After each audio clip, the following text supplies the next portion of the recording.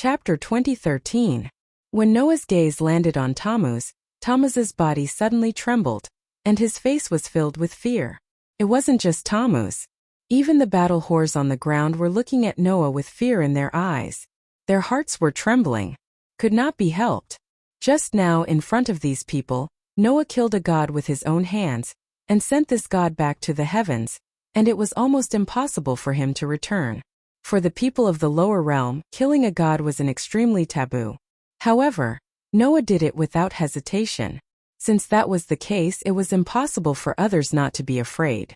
Just like how modern people would be afraid of murderers, Noah, who violated the taboo law, in the eyes of ordinary people naturally became the target of fear. In this regard, Noah did not have any thoughts. He just looked straight at Tammuz, and after a while he lifted his feet and walked over. What are you trying to do? Tammuz was shocked. He wanted to move, but because of the previous injury, his body was in extreme pain and he could not move at all. He could only scream in horror. Don't come over. Don't come over. An existence that could kill a god without batting an eye. Killing a person was something that did not need to hesitate at all. Tammuz, who thought so, was already filled with fear. Seeing Noah getting closer and closer, he began to beg for mercy. Don't kill me, I'm innocent. I was just acting when I attacked you, just acting. Hearing this, Noah stopped in his tracks. Seeing this, Tammuz breathed a sigh of relief. However, Noah muttered, Acting, it was indeed acting, and you even put on a big show. The inexplicable words made Tammuz completely stunned. Put on a big show? What did this mean? Not to mention Tammuz, even the surrounding battle whores who had fallen to the ground could not react in time. There's something that I felt was very strange from the beginning. Noah suddenly said this without any warning. Not long ago, some members of Freya's family entered the underground city and encountered Ista's family on the 18th floor of the safe floor. Hearing Noah suddenly mention this matter, Tammuz's expression suddenly froze.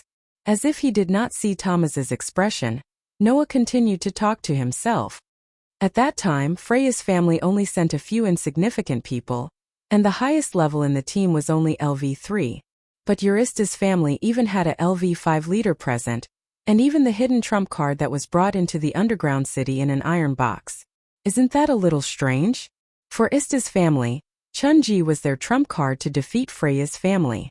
Normally, Ista wouldn't even give Chunji freedom, so Chunji almost became a lady of the boudoir who never went out of the house. However, at that time, not only did the strongest leader of Ista's family appear, but even Chunji was brought into the underground city. No matter how he thought about it, it was impossible to encounter Freya's family by chance, but a planned ambush of Freya's family. But in this way, another question also floated in Noah's mind. The opponent was just a group of adventurers who were at most LV3. Even if Ista's family wanted to ambush Freya's family, they wouldn't send a LV5 leader and the hidden trump card of her family just for a group of adventurers who were at most LV3, right? Noah said lightly.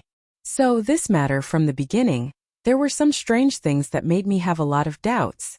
Intuition tells me that in addition to the hidden trump card of Ista's family, there is also a deeper inside story behind this matter. Noah glanced at Tammuz. I came to Happy Street with such doubts, intending to find out the truth. Tammuz's expression began to change. Noah still acted as if he didn't see anything and continued to speak.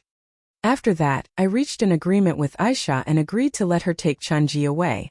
At the same time, I asked her about this matter and found out that the reason why Ista sent out such a lineup was because she received news that Freya's family was about to carry out a very important operation in the underground city. Therefore, Ista sent out elites to snipe them. At this point, Noah looked at Tammuz and said word by word. And that news was reported to Ista by you. Tammuz's heart skipped a beat. You? Tammuz couldn't help but say. What are you trying to say? I want to say that the source of your information is really unreliable. Noah curled his lips and smiled. Freya's family had a very important operation in the underground city, but they sent a group of adventurers who were at most LV3 to carry it out. Who are you trying to fool? If that's the case, I have to think carefully. Is there a possibility that you are reporting false information? But Freya's family did indeed send people to the underground city? Noah looked at Tammuz with a faint smile. It's almost as if the informant had colluded with Freya's family to put on a good show in front of someone, so that this person and Freya's family would be involved in the whole script, while the informant would stay aside and watch the show.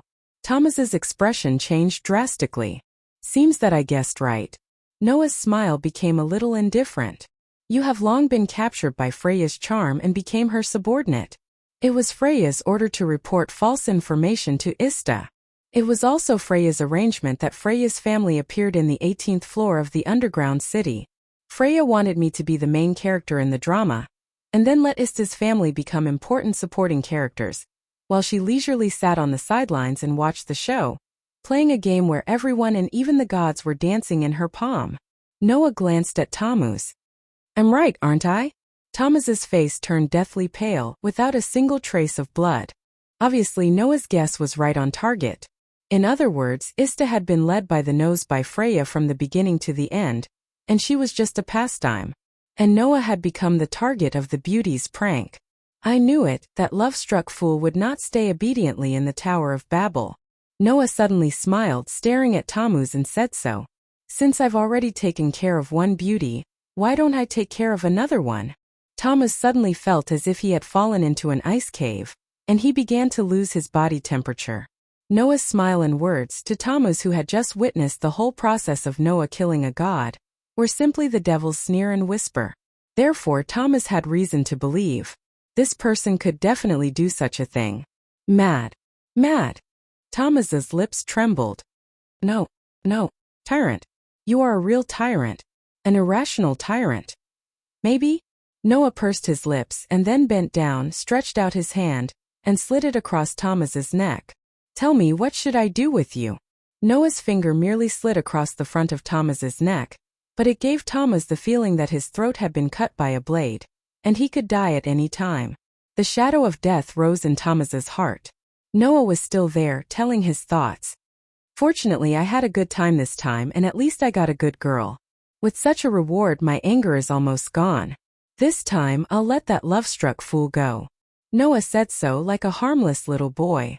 However, you have to tell that fallen woman well. Tell her, don't do it again, or else prepare to go to heaven and have a chat with Ista. Yes, the topic should be as a beauty who can make all the opposite sex fall head over heels for her. How does she feel when she dies in the hands of a human male from the lower realm? Noah looked at Tammuz, and his eyes flashed with bone-chilling emotions. Remember to help me pass on these words, okay? After leaving these words, Noah got up and slowly came to the guardrail of the open-air balcony under the horrified gaze of all the combat prostitutes who had fallen to the ground. With a leap he disappeared into the night sky. Tammuz stared blankly at Noah's back disappearing in front of his eyes, as if his consciousness had been annihilated, and he didn't react for a long time. Below his crotch, a pair of pants had already become wet. Chapter 2014. The next day, when the sky began to brighten, a piece of news that shocked all of Eulalie and even the whole world spread. Have you heard? Of course. Who in Eulalie doesn't know about this? Yes. I didn't expect that the tyrant dared to attack the main god of Ista's family, and caused her to be sent back to heaven. I still can't believe it. Yes. A human being dared to attack a god. It's not a matter of disrespect, right? I really want to know if this news is true or not. It must be true. After all, those battle whores in Itha's clan who had regained their freedom saw with their own eyes that god Itha was killed by the tyrant. It's said that the whole guild was shocked. They even held a meeting to ban Ista's family. Now, Ista's family is really in big trouble. Now that there is such a taboo existence among the children of Ista's family, I'm afraid that Ista and her family will be implicated. I'm afraid that Ista's family will be disbanded by the guild. Goddess Hestia might even be punished and sent back to the heavens. It's a pity that her family has been in the limelight recently. Similar conversations were taking place in every corner of Eulalie's office. At this time, the adventurers should be preparing to head to the dungeon to earn magic stones and kill monsters for a day of activities. However, today, because of this important news, the Tower of Babel was deserted. Only a few adventurers went to the underground city. Everyone was paying attention to this news. What would the guild do in the face of a taboo god slayer? This tyrant is too impulsive, isn't he? Although he's powerful, he can't be so reckless. Although those gods are very annoying and play us here and there every day, they are still gods. Aren't you afraid of being struck by lightning by the heavens if you attack a god? No matter how hateful that god is, we can just tie him up and let our main god kill him. Only a god can kill a god. Yes, that's right. Gods could only be killed by gods. This was the philosophy of the people of the lower realm. To the people of the lower realm, gods were existences that should be worshipped. Due to the collective descent of the gods into the mortal world, the distance between the gods and humans was not as far apart as it was in ancient times. Some people even felt disdain for the gods. However, not many people had thought of attacking the gods. During a battle between clans and factions, people would at most capture the other side's over gods and never dare to harm them. Just like what was mentioned above, if one attacked a god, it wouldn't be strange to be struck by lightning. It was such a taboo thing. Moreover, no matter how outrageous a god was, he was still a god. In the eyes of the gods, it was one thing to be killed by a god of the same kind, but to be killed by a human from the lower realm was absolutely intolerable. If one didn't receive any punishment for killing a god, didn't that mean that others could easily kill a god? Of course it was impossible. So, even if it was for their own sake, the gods would be serious this time and ask the guild to punish Noah, right? And as Noah's over god, Hestia would definitely be punished. If the child committed a crime, wouldn't the parents be at fault? Of course not. Others would definitely think that there was a problem with Hestia's teaching if she could even do such a taboo thing as killing a god. Therefore, this time the disturbance caused by Noah was far greater than during the war game. It involved not only the clan but also the over-gods. Because of this, not only did the higher-ups of the guild hold a meeting, but even the gods held a meeting of the gods. For the first time they started a meeting with a very serious attitude. However, just as everyone was discussing how to punish Noah, another piece of news came out. Did goddess Hestia expel the tyrant from her clan? That's right. Hestia expelled Noah from her clan. This news quickly spread throughout Eulalia, and everyone knew about it. Everyone who knew about this news was stunned at first, but then they came to a realization. Committing such a taboo thing, it's reasonable to expel him from his clan. Otherwise, are you waiting for him to implicate the whole clan and even himself? Hestia has made a foolproof decision. Yeah, expulsion from the clan. Among the various punishments, it could be said to be the most severe one. Because being expelled from the clan meant that the overgod had given up on the favor given to the child. Those without a clan, no matter how glorious they were in the past, their ability points would be sealed, just like the people of Hestia's clan. Unless they joined a new clan and the new overgod activated their ability points with divine blood, they could only be reduced to a weak normal person. Which clan would be willing to let go of someone like the tyrant? But this time they had to let him go, otherwise the whole clan would be affected. This is the price of being impulsive. Everyone felt that this matter was reasonable, including the higher-ups of the guild and the gods and Buddhas. If they did not take the opportunity to cut ties with Noah, then Hestia's clan would be punished as if they were covering up a criminal. Now Noah was expelled from the clan. Not only did he receive the punishment he deserved, but Hestia's clan could also live in peace. Then, the guild and the gods and Buddhas dismissed the meeting and did not say anything about this matter. However, the people of Eulalia did not find it strange. After all, the person involved had been expelled from the clan and received the punishment he deserved. However, gradually, Noah's actions also made the people of Eulalia give him a title that was extremely taboo in this world. Godslayer. Just like Az was known as the swordswoman and was also known as the warrior, Noah was known as the tyrant, and from today onwards, he also received the title of Godslayer. It was a pity that these people did not know. The culprit who expelled Noah from the clan, Hestia, was making a scene at this moment. I don't agree. I definitely don't agree. In the base camp of Hestia's clan, the petite young goddess was lying on the sofa, throwing a pillow in her hand and throwing a tantrum like a child. I don't want to expel Noah from the clan. I don't want to. Under Hestia's tantrum, Baal and Lily, who were about to go forward and persuade her, were hit by the pillow she threw around. They immediately covered their noses and squatted down with tears in their eyes.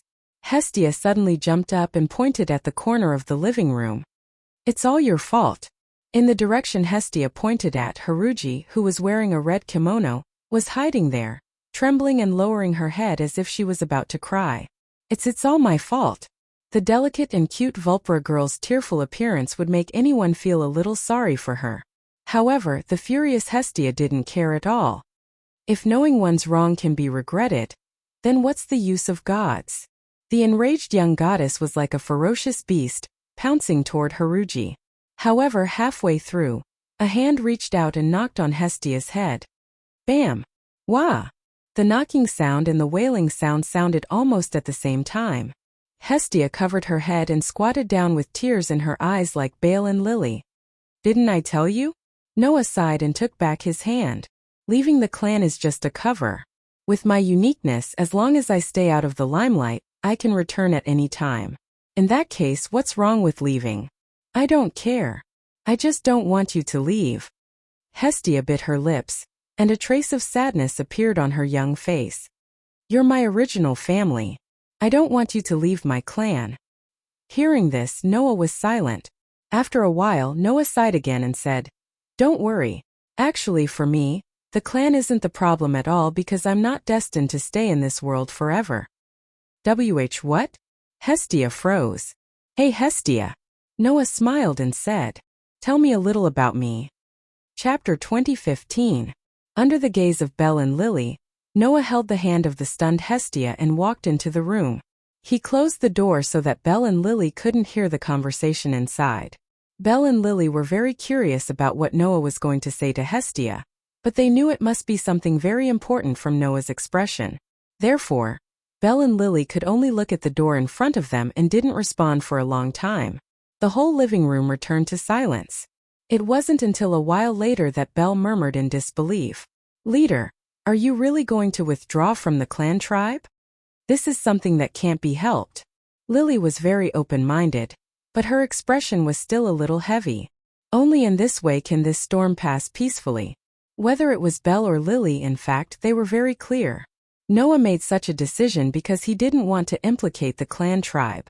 The evidence was that in the face of the so-called punishment of the guild and the blame of the gods, Noah had always been indifferent.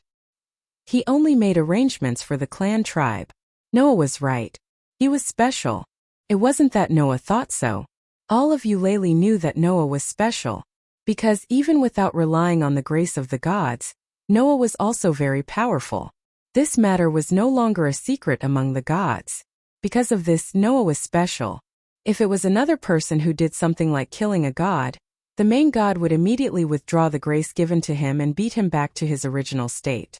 Without power, facing the entire adventure of Eulalie, this person could only obediently be captured and let the guild and the gods deal with him. But Noah was different. Even without the grace of a god, Noah still possessed formidable strength. Once he took revenge, which god with their divine power sealed would have the strength to fight back? Since Noah had committed the taboo of killing a god, then what did it matter if he killed a few more gods? In other words, the gods were all afraid of Noah. They were afraid that if they forced Noah into a corner, they would provoke Noah's revenge. At that time, with Noah's strength, all of Eulalia would really be thrown into chaos, ushering in the true twilight of the gods. The gods were not willing to see such a thing happen. This was because these deities still hoped to stay in the mortal world. The guilds weren't willing to see such a thing happen. This was because if the gods in Eulalia were to suffer a huge blow, causing most of the adventurers to lose their favor, then the guild would definitely suffer a huge loss. After all, the guild had relied on monopolizing the magic stones produced in the dungeon and selling magic stone products to the rest of the world to become rich and powerful. If there were not a large number of adventurers exploring the dungeon and bringing back large amounts of magic stones, the guild would suffer heavy losses. For this reason, the guilds and the gods were definitely not willing to force Noah to his death. If they were forced into a corner and Noah really went berserk, it wouldn't be good for anyone. It was precisely because of this that the guilds and the gods had to hold a meeting to discuss this matter. In fact, the guilds and the gods were not willing to offend Noah too much. Unfortunately, the taboo that Noah had committed could not be ignored. Noah had to be punished. Moreover, it had to be a punishment that could make other adventurers feel afraid. If Noah killed a god and was not punished, then all of Eulalia would definitely be in chaos. For example, if Noah was not punished, then such a conversation might occur. There's no punishment for killing a god? Then what's there to be afraid of? Since there's no punishment for killing a god, then we don't have to be respectful to those gods in the future. Yes, if I'm forced into a corner, then I'll kill a god too. Anyway, I won't be punished. Even if the above conversation did not appear in real life, it would become everyone's thoughts. Just like the existence of laws was necessary, only by telling everyone what the consequences of breaking these laws would be, then the crime could be effectively suppressed. Therefore, Noah had to be punished. In this way, the god's safety could be guaranteed. Once someone set a precedent and was not punished, then the gods would no longer be safe in this world. In this way, on the one hand, they needed to give Noah enough punishment, and on the other hand, they needed to be careful not to push Noah too far. The guilds and the gods would definitely be worried. If this situation continued, the guilds and the gods who were at their wits' end would definitely find trouble with Hestia, or even the entire family of Hestia.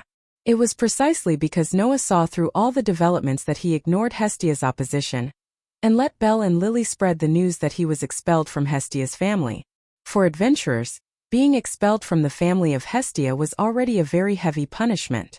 After all, not everyone could be like Noah, who could still be strong after losing his ability points. Therefore, this punishment was enough to deter others. With the example of being expelled from the family of Hestia for killing a god, adventurers who did not want to become ordinary people without the strength to truss up a chicken would certainly not commit the same big taboo. The guilds and the gods also had an explanation to the people. Therefore, after learning that Noah was expelled from the family of Hestia's family, the meeting between the guilds and the gods was dissolved. Since Noah had taken care of the matter first, only a fool would find trouble with Noah at this time. As for Noah, he could return to Hestia's family after the news died down and nothing would happen. This was what the so-called hiding from the limelight meant. In other words, Lord Noah actually doesn't care about the guild's punishment at all. It's only because he needs to consider us that he has no choice but to temporarily withdraw from the family of Hestia. Lily said in a deep voice. Lily, Lord Bel, and Lady Hestia have all dragged Lord Noah down. Lily's words made Bel lower his head with a look of regret. Of course, to be honest, the reason why it became like this is because Lord Noah killed a god without any scruples. We are all implicated. Lily quickly changed her tone. So, whether it's Lord Noah or us, we're all in this together, ha ha ha ha. Lily's laughter sounded extremely empty, making the atmosphere a little uncomfortable. Realizing this, Lily lowered her head. Sorry, Lily isn't very good at comforting people. It's okay. Bel hurriedly shook his head. It's me who shouldn't feel indignant about being here. Seeing Bel and Lily apologizing to each other, Chun-ji, who was huddled in the corner of the living room, also spoke weakly. No, it's not your fault. It's my daughter's fault.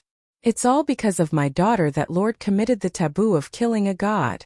As she said this, Chun-ji's expression also became sad. As expected, prostitutes are a symbol of destruction and only harm people. As soon as she said this, the sound of the door opening was heard. What are you two talking about? Noah walked out of the room, looked at Bel, Lily, and Chun-ji and sighed.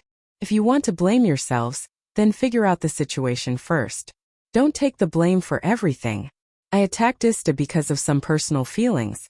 You didn't do anything to cause this situation to happen. Do you understand?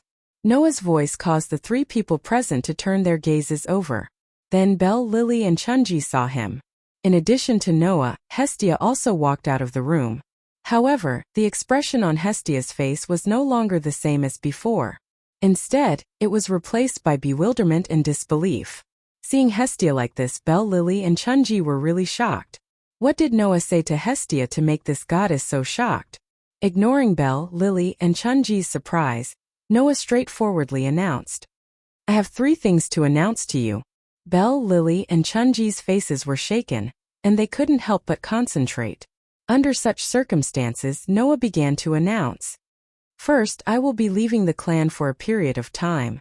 I don't know how long this period of time will be, but it should be around a year and a half. The announcement was not unexpected, and Bel, Lily, and Chun-ji lowered their heads. However, what happened next shocked the 3 of them once again. The second thing is that from today onwards, Chun-ji will join Hestia's clan and become a member of her clan. Chapter 2016. What? When Noah's second announcement reached the ears of everyone present, the first to make a sound of surprise was none other than Chun-Ji herself. What's wrong? Noah asked casually as if he had expected this reaction. You don't want to? Chun-Ji. No. Chun-Ji reacted and spoke somewhat anxiously. But if Chun-Ji joins this clan tribe, then won't Sir have to leave alone? What's the problem with that? Noah shook his head with a smile. I'm just leaving temporarily, not wandering the world from now on. Do you want to follow me all the time? But. Chun-Ji lowered her head as if she couldn't let go and spoke in a mosquito-like voice. In that case, won't Sir Noah feel lonely? No. Noah replied without any hesitation. I'm not alone. Not to mention the fact that I have 4 little girls by my side. I know quite a lot of people in this city. In addition, there will definitely be troubles, big and small, coming to find me one after another. I won't be lonely. Is that so? Chun-Ji didn't know if she was relieved or disappointed. She kept her head lowered as if she wanted to say something but couldn't. Looking at Chun-Ji like this, the smile on Noah's face turned into a bitter smile. I know what you're thinking. You feel that you caused me to have to leave the clan tribe. In this situation, you join my clan tribe instead. That's like taking my place, right? Not only that. Chun-Ji still lowered her head, and her voice was still so soft, but it clearly reached the ears of everyone present. Chun-Ji once promised Sir that as long as Sir can redeem Chun-Ji will follow you no matter where you are. Therefore, Chun-Ji wants to fulfill her promise. Is that so? Noah muttered to himself for a while, and his gaze towards Chun-Ji became a little gentle as he said so. In that case, you have to help me guard this clan tribe obediently and wait for me to come back, understand? Hearing Noah's words, Chun-Ji fell silent. After a long while, she raised her head and said such a sentence. Since this is Milord's arrangement, then Chun-Ji will do as you say. After saying that, Chun-Ji turned around and bowed to Hestia, Belle and Lily. In the future, I look forward to your guidance. Belle and Lily subconsciously shifted their gazes to Hestia upon hearing this. Under the gazes of Belle and Lily, Hestia looked at Chun-Ji with a complicated expression before sighing and nodding. Seeing this, Belle and Lily understood. Hestia agreed to Noah's arrangement. The addition of Chun-Ji has an extraordinary meaning to this clan tribe. After Chun-Ji joins, you will know how precious she is. I hope you will treat her as a true comrade. I have promised others that I will take good care of her. Noah smiled. Then it's time for the last thing. Then, Noah looked at Belle and made an announcement that would shock everyone to death. Belle, during the time that I'm not around, you will be the leader of the clan tribe. Huh? Belle was stunned. After regaining his senses, he couldn't help but cry out in surprise. I'm the leader. Of course it's you, Noah said matter-of-factly. In this clan tribe except for me, you are the first member of Hestia's group, and Lily and Chun-Ji are both LV. 1 rookies. Only you are LV. 2 senior adventurer. If you don't want to be the leader, who will? But I can't. Belle was extremely terrified. I can't be as outstanding as the leader. No one is asking you to learn from me. You just have to do what you can, Noah announced in an unquestionable tone. In short, as the only man in the clan tribe, you have to bear the responsibility of protecting the clan tribe and your companions. If you don't want to do it, then pretend that I didn't say anything. Belle's expression began to change. He glanced at Lily, Chun-Ji and Hestia. Then, he finally mustered up his courage. I will do my best. That's enough. Noah nodded and turned to Lily. As for the miscellaneous matters in the clan tribe, I'll leave them to you, Lily. I understand, Sir Noah. Lily nodded heavily. Lily will do her best. That's good. Noah shrugged. All right, that's all for the announcement. There was no one who didn't know what these words meant. At that moment, Belle, Lily, and Chun-Ji didn't know what to say. They were all speechless. Noah turned around and looked at Hestia, who had a complicated expression on her face. He smiled helplessly and squatted down. Don't look like that. Noah reached out and pinched Hestia's delicate cheeks and began to rub them. Even if I leave the clan tribe, it doesn't mean that our relationship is severed. It also doesn't mean that we won't be involved anymore. I'm just going out to lie low. Hestia didn't say anything and allowed Noah to rub her cheeks. She recalled all the fantastical things that Noah told her just now. Her mood was really complicated. In the past, Hestia had known that Noah had a huge secret. He didn't need the grace of a god to be almost invincible. There were all kinds of strange and incomparably magical abilities. Even Freya was shocked by the brilliance of the soul. It surpassed all species, including the terrifying possibilities of the gods. All the evidence proved that Noah was extraordinary. However, Hestia didn't expect him to be extraordinary to this extent. If it wasn't for the fact that as a goddess, Hestia could clearly see that Noah wasn't lying. No matter how much she trusted Noah, she would have doubted all the fantastical things that Noah just mentioned. However, it was useless to doubt him. After all, Noah had already let Hestia see his back. The ability points that should have belonged to Hestia had long disappeared, proving that Noah's words were true. Even though Hestia was a god, she was still overwhelmed by the unprecedented new world view. Her heart was filled with complicated feelings. There was only one thing that Hestia was sure of. That was, the child in front of her didn't just belong to her, but to this world. No, he didn't just belong to this world. This existence named Noah should belong to the thousands of worlds that were waiting for him to save. After understanding this, Hestia couldn't suppress the loneliness that rose in her heart. In the end, the child that she loved the most still didn't belong to her.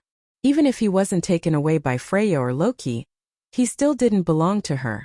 Just as Hestia couldn't help but feel a trace of bitterness in her heart, the hand that was rubbing her cheeks started to become gentler. Then, a sentence pierced into Hestia's heart. Even if I leave this clan, the blood that you dripped into my body countless times still stays in my body and becomes an indispensable part of my power. Noah stroked Hestia's head and suddenly smiled. I haven't completely lost the favor you left me. It will help me defeat my fate, which is why the bond between you and me can no longer be severed by a mere spawn. Regardless, we'll still be family, won't we? Hestia raised her eyes slightly and looked at Noah's face. Her eyes started to tear up. Cheer up. Noah patted Hestia's head. Don't look like you're going to be separated forever. You're a goddess. What haven't you seen in thousands of years? Isn't that right? It's all your fault. Hestia's tears turned into a smile. Then she took a deep breath and whispered to Noah very seriously. Don't wander around outside for too long. Don't flatter other women, and don't join the clans of other goddesses. What do you mean wander around? When did I flatter any woman, oh? Noah didn't know whether to laugh or cry. As for the other clans other than Freya and Loki, no one has the guts to let me join, right? With that, Noah looked up at the sky outside the window and whispered softly. After all, I'm a taboo godslayer. Chapter 2017. Due to the incident of Noah killing a deity, every street in Eulalia was very lively today. A group of adventurers who didn't carry any armor and only carried weapons for self-defense gathered in the hotels and inns in twos and threes. They were discussing this matter that had caused a huge uproar in the city. Under such circumstances, on one of the 8 avenues that led to the central square where the Tower of Babel was located, the pedestrians there saw a person coming from the street in front of them. As soon as they saw that person, everyone opened their eyes wide. Then, like birds and beasts, they scattered and made a path for him. Walking on such a street that had suddenly become incomparably spacious, Noah felt a sense of helplessness while enduring the fearful gazes of the surrounding pedestrians. Has it really become like this? If it was said that in the past, the pedestrians often looked at Noah with awe, then now, there was only fear left. This was because the man in front of them was no longer just the famous tyrant, but a deicide who was feared by the people. If he dared to kill a deity, then what else would he not dare to kill? Once this thought came to their minds, it was inevitable that they would look at Noah with a strong sense of fear in their eyes. Fortunately, the matter of Noah being expelled from the clan was known to everyone. Knowing that the person in front of them had received the punishment he deserved, the pedestrians felt a little comforted in their hearts. Otherwise, the people here would have run away. Fortunately, the guild and the deities gave Noah face and did not offend him too much. Otherwise, if Noah really made a scene, the residents of Eulalia would not only look at Noah with fear in their eyes, but also with complete fear. Thinking of this, Noah continued to walk in the direction of the central square under the fearful gazes of the bystanders. In the past, the closer one was to the central square, the more lively the surroundings were.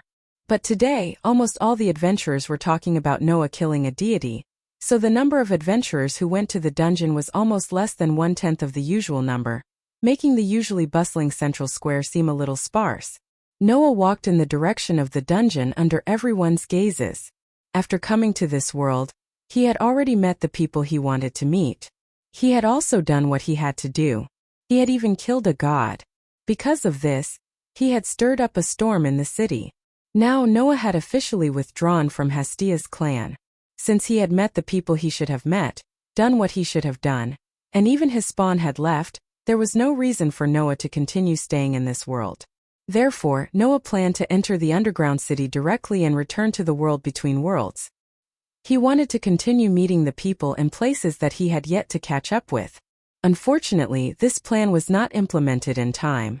Just as Noah was about to enter the dungeon, a few tall figures approached and surrounded Noah. Noah suddenly stopped in his tracks and raised his head to look at the tall figure in front of him. The newcomer was clad in leather armor made from animal skin. He carried a large saber on his back. There was a scar on his face.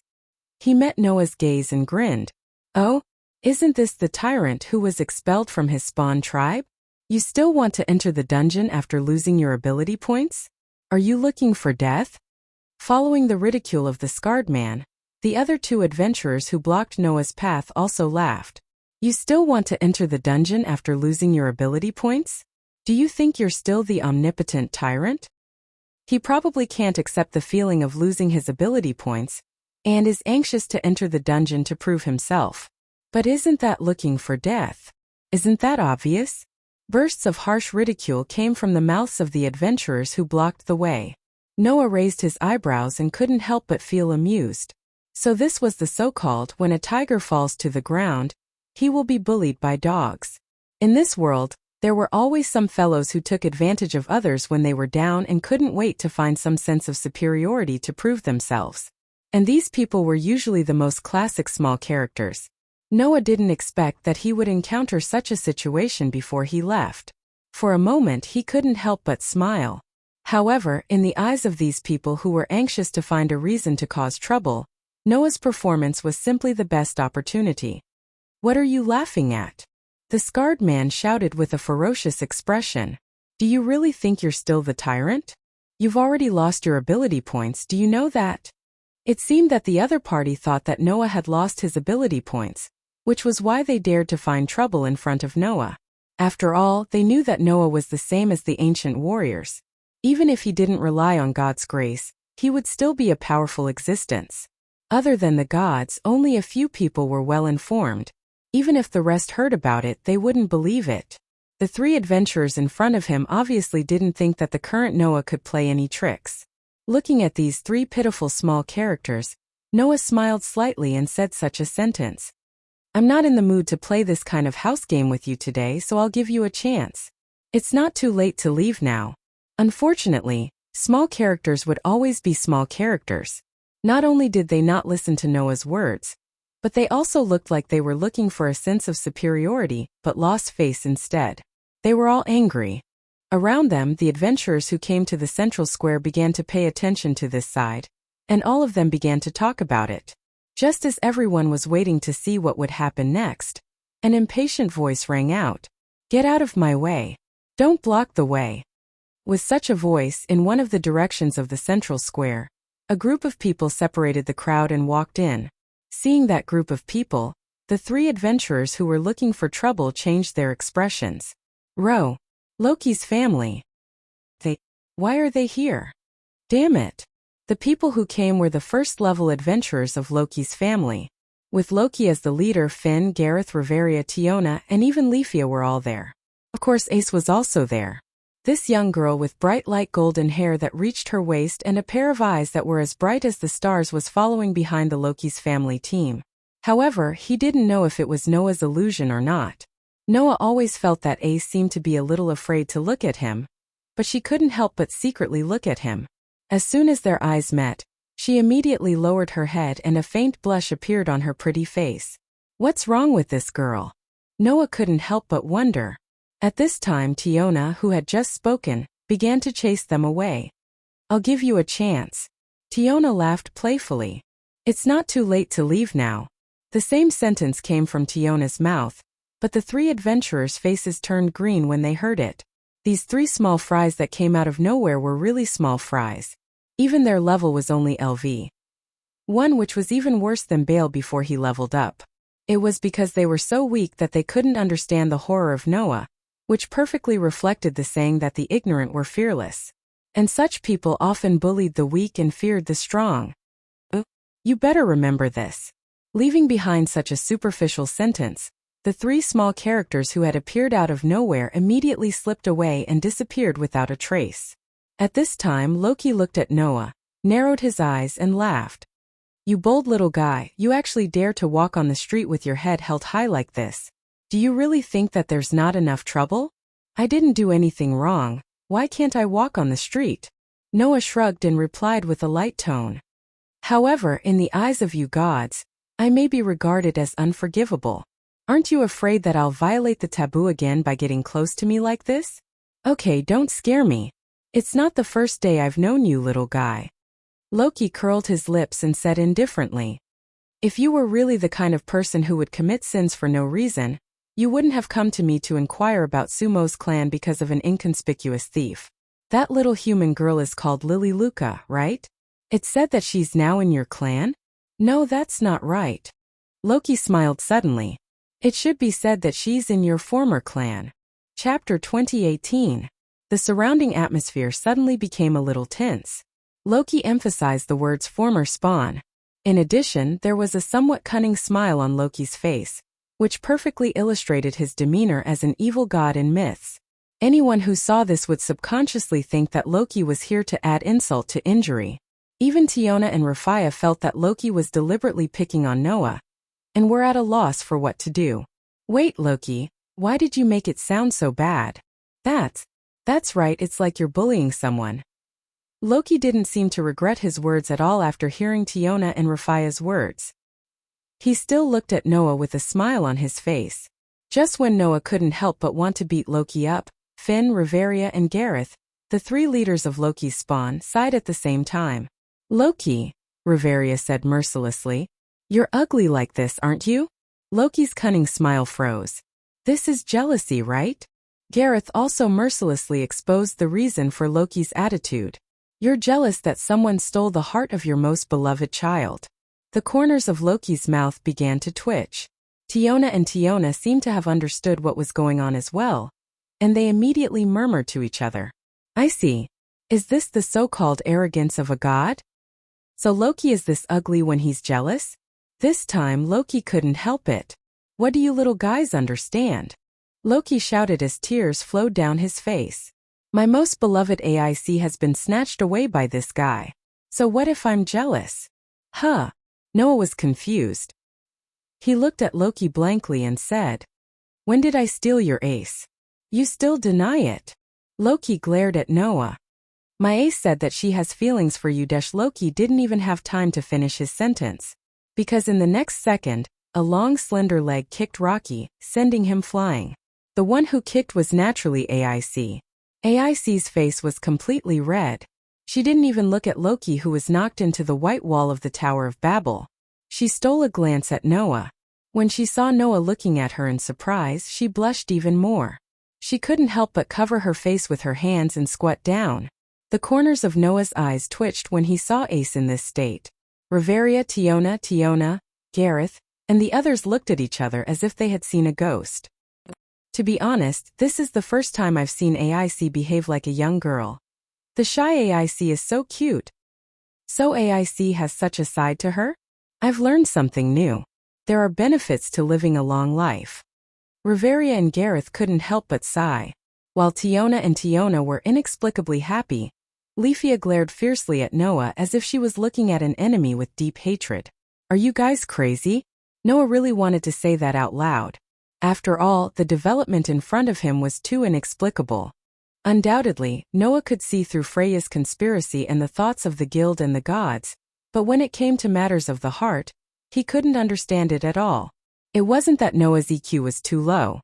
Because of his first impression, Noah treated AIC as a cute little sister, so he didn't think in that direction. Naturally, he didn't know what was going on. Besides, AIC didn't give Noah the impression that she was a girl who would fall in love. A girl who pursued power all day long, even if she was so cute and beautiful, it was hard for others to imagine her in love. Therefore, even Riveria's group, who had long known the truth, were astonished. So Noah made an assumption without permission. It seems that these people have something on AIC that they can't let me know. This guess could not be said to be wrong. It was just that it wasn't so easy to find out the truth. Seeing Noah's speechless look, Finn smiled bitterly and said so. Well, don't take it to heart. Just treat it as the usual playfulness of our clan tribe members. Maybe that's better. Noah rubbed his eyebrows, forced himself not to understand this matter, and asked straightforwardly. So, why are you looking for me? Noah also saw it. Loki's clan was here for him. We do have something important to talk to you about. Finn spread his hands. As the leader, I really want to talk to you, but since our Lord God is here, it might be more appropriate to let her talk to you. As he said so, Finn pointed in the direction of the Tower of Babel. There, Loki covered his nose and limped over. AIC is so heavy-handed, she really needs to be taught a lesson. Noah felt that the one who really needed to be taught a lesson was Loki, not AIC. If you have something to say, just say it. Noah sighed. Since you chose to come to me, the taboo godslayer, it's definitely not as simple as catching up, right? Suddenly, everyone in Loki's clan, including Finn, quieted down. Loki also touched his red nose, but he didn't even look at Noah, as if he was chatting casually, and said so. Then I'll be straightforward. Since you left the little dwarf's clan, do you want to consider coming to me? This sentence made Noah sigh again. Obviously, Noah had already guessed Loki's intentions. I thought that even if it was you facing someone who hurt your own clan, even if you covet it, you would have to consider it in this situation.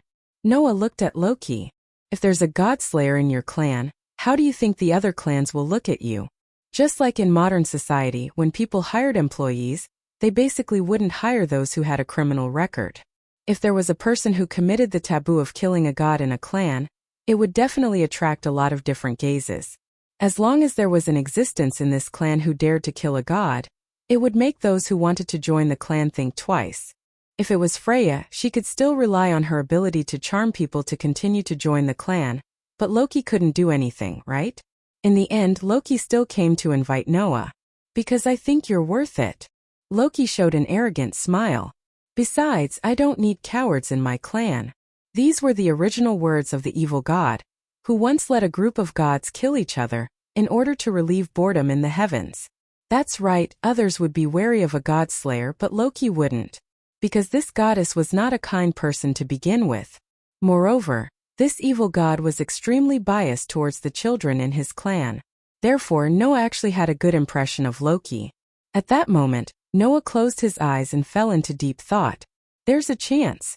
The eyes of all the members of Loki's clan lit up, including AIC, who looked at Noah with a hint of anticipation. Under such circumstances, not long after, Noah opened his eyes, looked at Loki, and stretched out 2 fingers. 2 things. If you promise me, then I'll agree. Okay, Loki said without hesitation. Say it. First, Noah said slowly. Before I die, you are never allowed to make an enemy of Hastia, and when Hastia's clan is in trouble, Loki's clan must help. What? Loki jumped up. You want me to help that shorty? Don't even think about it. Then there's nothing to say, Noah said straightforwardly. Bye-bye. Wait. Loki quickly grabbed Noah, and after hesitating for a while, clenched his teeth and nodded. Okay, before you die, if anything happens to that shorty, I will definitely help. Is that okay? Then the second thing. Noah suddenly smiled. One day, I will return to Hastia's clan, and when that time comes, you can't refuse. Loki felt his vision go black and fell on the spot, causing the members to cry out in shock. Chapter 2019. Ah, big loss. Big loss. In a deserted alley to the north of Eulalia, Loki was walking in front of the group while constantly shouting. I never thought that I, Loki, would suffer such a big loss one day. I really didn't expect it. The group of first-level adventurers following behind Loki were extremely helpless. Especially Noah, who didn't know whether to laugh or cry. Unfortunately, Loki was still yelling. The yelling made Loki's people feel a little annoyed. I say, are you done calling me that? Reveria raised her beautiful eyebrows. If this goes on, it will really make people feel very annoyed. Tiona and Tioni immediately agreed. Yeah. I feel a little annoyed. The words of the Amazon twins undoubtedly made Loki even more dissatisfied. Do you have any sympathy? Loki continued to sigh. I'm so sad, and you're still scolding me. How can I have a group of inconsiderate children like you? With that, Loki glanced at Noah again and sighed. Why did I agree to such a bad deal? Bad deal. It really wasn't worth it. One must know that Loki had to pay a lot to recruit Noah into his clan. Having a godslayer in the clan tribe would not only affect the clan tribe's reputation, but it would also affect the number of new members who joined the clan. Loki paid such a price to recruit Noah into his clan, but in exchange, he had to protect the clan of his sworn enemy, Hastia, for the rest of Noah's life. That was fine. If he could get Noah to join his clan, then protecting the clan of that poor godslayer for 100 years would not be a loss. The reason that really made Loki feel unbalanced was Noah's second condition. I paid so much, and in the end it's just a temporary addition. He'll have to leave sooner or later. It's not worth it, is it? Loki kept complaining. I really want to ask myself if I had too much to drink before I agreed to this. Loki's words were not without reason. He paid so much for Noah's joining, but in the end, Noah stated that he would leave sooner or later, and they still had to fulfill the conditions they agreed to before. It was a loss no matter how he thought about it. Not to mention Loki, even Noah felt that this was a bit too much. The matter of protecting Hastia's clan could be repaid with Noah's joining. But Noah's joining was not only a benefit, but also an unavoidable disadvantage. In the end, it was the title of Godslayer that caused the trouble. In fact, Noah already had a solution for this. He planned to propose it when Loki refused his conditions to prevent Loki's clan from being affected by his joining. In that way, Loki should agree. Unexpectedly, before Noah could propose the solution, Loki gritted his teeth and agreed. This surprised Noah. Who would have thought that just joining for a short period of time would cost so much, and that Loki would actually agree? It seems that this evil god appreciates him more than he thought. Seeing that Loki still had the tendency to continue complaining, Noah sighed. Well, don't look like you've been cheated by me. At least, I promise you that my joining will never bring harm to Loki's clan. Is that okay? Won't bring harm? The people of Loki's clan were startled and stopped. Won't bring harm? Loki was also surprised, and then he looked at Noah. Under the gaze of all the people of Loki's clan, Noah smiled slightly, stretched out his hand, and slowly wiped his face. What? All the people of Loki's clan exclaimed out loud. Even Ace, who had been silent, opened her pair of gem-like eyes wide and froze there. Under Noah's swipe, the face that appeared before everyone's eyes was no longer that familiar face. Instead, it was a completely unfamiliar face. It was a standard common face, the kind that would never be recognized in a crowd. Compared to this face, Noah's original appearance was many times more handsome. With such a common face, Noah opened his hand, as if showing his appearance to everyone, and said so. Now, can you still recognize me? Hearing this, everyone came to their senses. Loki, Reveria, and Rufia all cried out in surprise. Transformation magic? Yes. Transformation magic. To be more precise, it should be transformation magic. Noah infused his magic power with the imagination of transformation, changing himself into another appearance. Admittedly, in terms of magic, Noah's talent was almost in the aspect of crush, and only when using crush was the most powerful. However, that didn't mean that Noah couldn't inject his imagination into his magic. Like the magic of fire, Noah could also use it, but it was far from the level where it could be used in battle. And this transformation magic was based on the same principle. Noah could transform into the rest of his appearance by infusing his magic power into his imagination of transformation. After all, as Noah's wife, Mira not only used superb reception magic, but was also a first-class expert in transformation magic. With such a wife, although Noah didn't learn transformation magic, He had a deeper imagination in the aspect of transformation. With such a wife, he could smoothly inject his magic and use it to transform. As long as I use this appearance to join Loki's clan, then no one will know that the infamous Godslayer is in this clan, right? Noah scratched his face after the transformation and spread out his hands. This way, Loki's clan won't be implicated by me. Lord Loki, are you satisfied? Not bad, not bad. Loki nodded repeatedly. He even walked around Noah. After a while he frowned and said, "Don't worry, Noah.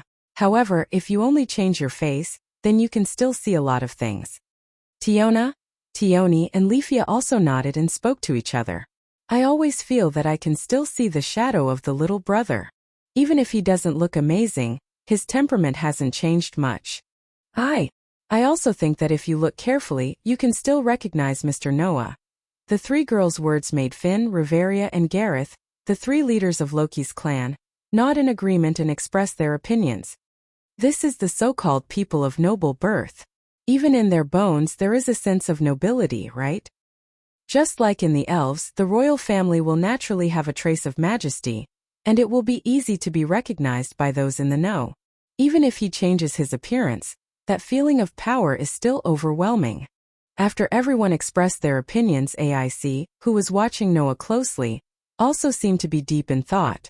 After a while she said softly, "His presence is too strong, and he will be noticed by others at once."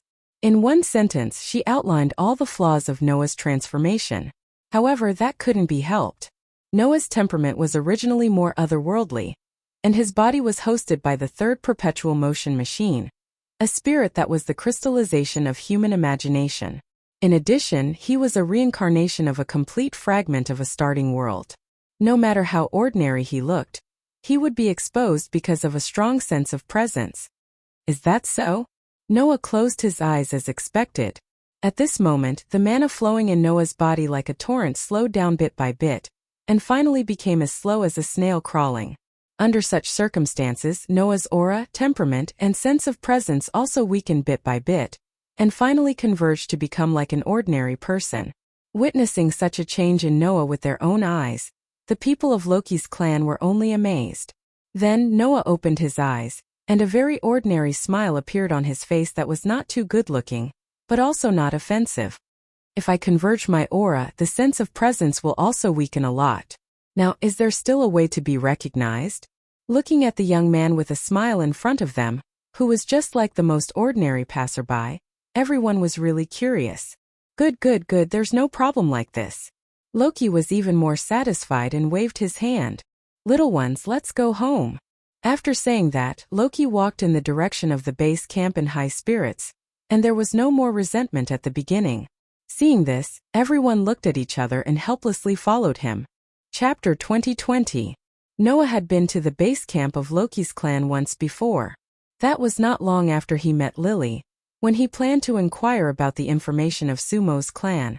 At that time, in order to understand what happened to Lily, Noah went to the base camp of Loki's clan and got information about Sumo's clan from Loki. Therefore, Noah was no stranger to this place, that he had been here once, even if he was not familiar with it. It's just that I didn't expect to come here again and become one of the residents here. At the northernmost end of Eulalie, in front of a road, Noah looked at the building in front of him and fell into a state of emotion. Just like the first time he came, the building in front of him was still strange. Undoubtedly, it did not cover a large area, but it was quite magnificent. Its height was much higher than any building in the surrounding area. It was made up of several high-rise towers overlapping, like a sword mountain, and its appearance was purple copper. The last time he came, Noah did not observe it very carefully. It was not until now that he realized that this building was really special. Behind the gate, the space in front of the building was built into a courtyard.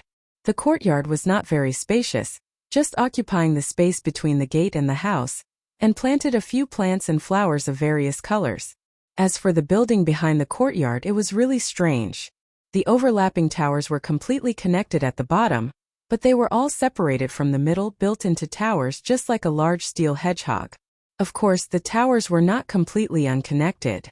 Between the separated towers, there were actually corridors in the air, connecting the towers and surrounding a tower in the center. At the top of the tower, a flag with a clown pattern fluttered in the wind. That flag was the exclusive coat of arms of Loki's clan. Whether it was the appearance of the base camp or the coat of arms of the clan, they all perfectly interpreted the personality of the main god of this clan. Just like that, Loki led a group of clan tribe members and charged over in a grandiose manner. The two guards guarding the gate immediately reacted. Lord Loki! Lord Loki! Lords! The first-level adventurers of Loki's clan nodded in response. We're back. Rocky waved his hand. Open the door. Yes, sir. One of the guards answered. This. Another guard noticed Noah. Of course, that was the Noah who had completely changed his appearance.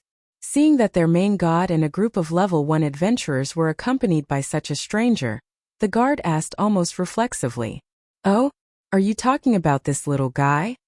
Loki patted Noah's shoulder without changing his expression and said casually, "This is a potential stock that I've just dug up. From today onwards he'll join our clan. Look carefully, don't mistake him. Remember to open the door for him. Otherwise, if this little guy goes out and doesn't come back, I'll make your little butts bloom." Rocky's words made the two guards cover their butts almost subconsciously, their faces turning green. Seeing this scene, Noah almost misunderstood. Could it be that Loki really hit the butts of these two guards? Just as Noah was making malicious guesses, the door had been slowly opened. "Let's go in." Loki grinned at Noah. "Let me introduce you to this place properly. If you're not familiar with it and accidentally break into a girl's room and bump into something good, I won't let you go, okay?" Noah was immediately speechless, which made AIC and the others couldn't help but laugh. However, it had to be said that such a thing was not impossible. The base camp of Loki's clan was designed in a rather peculiar manner. If one were to randomly barge in, it was entirely possible to accidentally get lost. In addition, Loki had a preference for cute and beautiful girls. Most of the female members of the clan were as beautiful as flowers. It was not impossible to enter the wrong room. Recalling that he had encountered this situation many times before, Noah secretly decided that he must find out the terrain of Loki's clan's base camp today. Under such circumstances, Loki led Noah into the mansion and began to introduce it. Unlike Hastia's clan, Loki's clan had a large family business and many rules. As the main god, Loki and Finn, as the leader, led Noah into the mansion and walked up the stairs to the top of the tower. They shuttled through the air corridors and walked to various places while introducing all kinds of things to Noah. Along the way there were also some explanations from AIC, Tiona, Rafia, Riveria, Gareth, and others. It could be said that it was not detailed. Noah, on the other hand, looked at the entire landscape of Loki's clan while listening to everyone's introductions and explanations in a seemingly casual but extremely serious manner. He memorized them in his heart. Along the way, Noah also encountered many members of Loki's clan, which attracted the attention of many people. Many members of Loki's clan cast surprised and curious gazes at him. After all, apart from Rafia, those who surrounded Noah were all the higher-ups of their own clan first-tier adventurers. Even Rafia was Riveria's heir, and was destined to become a part of the higher-ups of Loki's clan in the future. With such a group of people, in addition to the main god, all surrounding Noah and introducing him to the rules of the entire base camp and clan, it was difficult not to attract attention. Many people had already begun to guess what kind of name this newcomer in front of them had that made him worthy of being served by their main gods and higher-ups. Amidst the curiosity and attention of many, Noah only finished touring the entire clan's base camp in the evening. "All that's left is your room." In the corridor of the central tower, Loki led the way forward and said this leisurely. "However, before that, it's best that you complete your sect change first." Conversion. As the name implied, it was a ritual that needed to be performed to change the clan's affiliation. Those who had joined the clan but wanted to switch to another clan must go through this ritual to truly change their affiliation. Lily, who had been transferred out of Noah's clan, had gone through such a step, so Noah was naturally no stranger to it. "Your level registered in the guild seems to be LV3, right?" Loki smirked with a seemingly malicious expression. "A few months ago, I received the favor of that shorty. Not long ago, I registered as a LV3 level 2 adventurer. Now what is your ability value? I'm beginning to wonder. Let's hurry up." Finn and the others also began to be curious after Loki said so. Especially Ace, whose pair of gem-like eyes revealed a sense of expectation. The last time she saw Noah's ability value, it was when Noah taught Crush to Ace. At that time, Noah's ability value had already surprised Ace once. Ace was looking forward to it. She was looking forward to what kind of growth this man, who had always affected her emotions, and her companions in the clan claimed that she liked him. Of course, these people who were looking forward to seeing Noah's ability value did not know. Noah's true ability value was no longer with him. Now Noah was in the same state as when he first entered this world, in a state where he did not receive any favors. In this way there was naturally no such thing as conversion. However, Noah nodded very naturally and said, "Don't worry, it's fine. Then let's convert first." After speaking, the group began to rush in the direction of Loki's room. Loki's room was located on the top floor of the central tower, surrounded by the rest of the towers. Everyone climbed up the spiral stairs set in the tower and came to the front of this room. Under Loki's lead, they entered together. It was a very sloppy room. Every corner of the room was stuffed with all kinds of miscellaneous items. There were also many small wine cabinets with bottles of wine inside. It was enough to see the hobbies of the owner of the room. Everyone looked at the messy room and was speechless for a moment. Only Loki walked in as if it was natural. Out of nowhere, he took out 2 stools and placed them in the center of the room. He sat down first and called out to Noah, "Take off your shirt and come sit down." Hearing this, Noah did not do as he was told. Instead, he looked at Ace and the others and said in a strange tone, "Are you all planning to watch from here?" Everyone immediately showed a mocking expression. Obviously, these people were all planning to watch from here. Noah could only roll his eyes. Then he did not refuse. He took off his coat and unbuttoned his shirt, revealing his upper body. "Wow! That's quite sturdy." Tiona and Tiona stared at Noah's shirtless appearance with shining eyes. Ace and Leafia, who had never seen the body of the opposite sex, blushed fiercely and became shy. However, everyone seemed to have understood what he meant. They turned their gazes and looked behind Noah. Then everyone on the scene saw it. On Noah's back there was a huge inscription that covered almost all of Noah's back. It was imprinted in everyone's eyes. However, the inscription was somewhat dim, and even the color had faded a lot, making it impossible for others to see the message engraved on it. It was a sign that the ability value was in a sealed state. It had not been activated, and there were no signs of it increasing. Although Noah did not have the so-called ability value now, the grace engraved on his back was just a fake. Chapter 2021. At this moment, the ability value engraved on Noah's back was naturally fake. Although he had a good relationship with the upper echelons of Loki's clan, it was only good. It was not to the extent that Noah would confess everything to Loki and the others. Therefore, when he decided to join Loki's clan, Noah had already used magic power to imitate a fake ability value in order to deceive the people of Loki's clan. Of course, while using magic power to imitate the ability value, Noah also converted a part of the magic power in his body into divine power, so that the ability value would have the aura of divine blood. Otherwise, the ability value imitated would definitely be seen through by Loki, who had engraved the ability value countless times. Only the sacred text dripped with divine blood was the true grace of God. Therefore, when operating the divine power from Hestia's divine blood, the sacred text Noah used magic power to engrave on his back could also be regarded as an authentic ability value. The only difference was that it had no effect. Thus, under the gaze of everyone present, Noah sat down with his back facing Loki. Humph! Loki revealed a cunning smile that was very characteristic of him. Didn't that shorty's most precious child fall into my hands in the end? Let me remind you that the matter of me joining your clan is a secret. You can't mention it to Hestia, Noah warned. If you deliberately provoke Hestia, I'll leave immediately. Loki, whose thoughts were seen through, was suddenly speechless. Then, he glared at Noah hatefully and muttered, "I'm simply looking for trouble to provoke a guy like you who has no taboos." With such a sentence, Loki took out a needle and pierced his finger, letting a drop of divine blood seep out. Without any hesitation, Loki stained the drop of divine blood on the engraving on Noah's back. Clang! The engraving that was like an inscription suddenly bloomed with a faint blue light. Under the faint blue light, Loki began to slide his finger and change the origin. Following Loki's movements, the engraving on Noah's back that could not be seen clearly began to move rhythmically and gradually changed. Of course, this phenomenon was completely carried out by Noah and Loki. Noah had gone through many skill upgrades in the past. Therefore, Loki only needed to slide her fingers and feel the trajectory of her fingertips.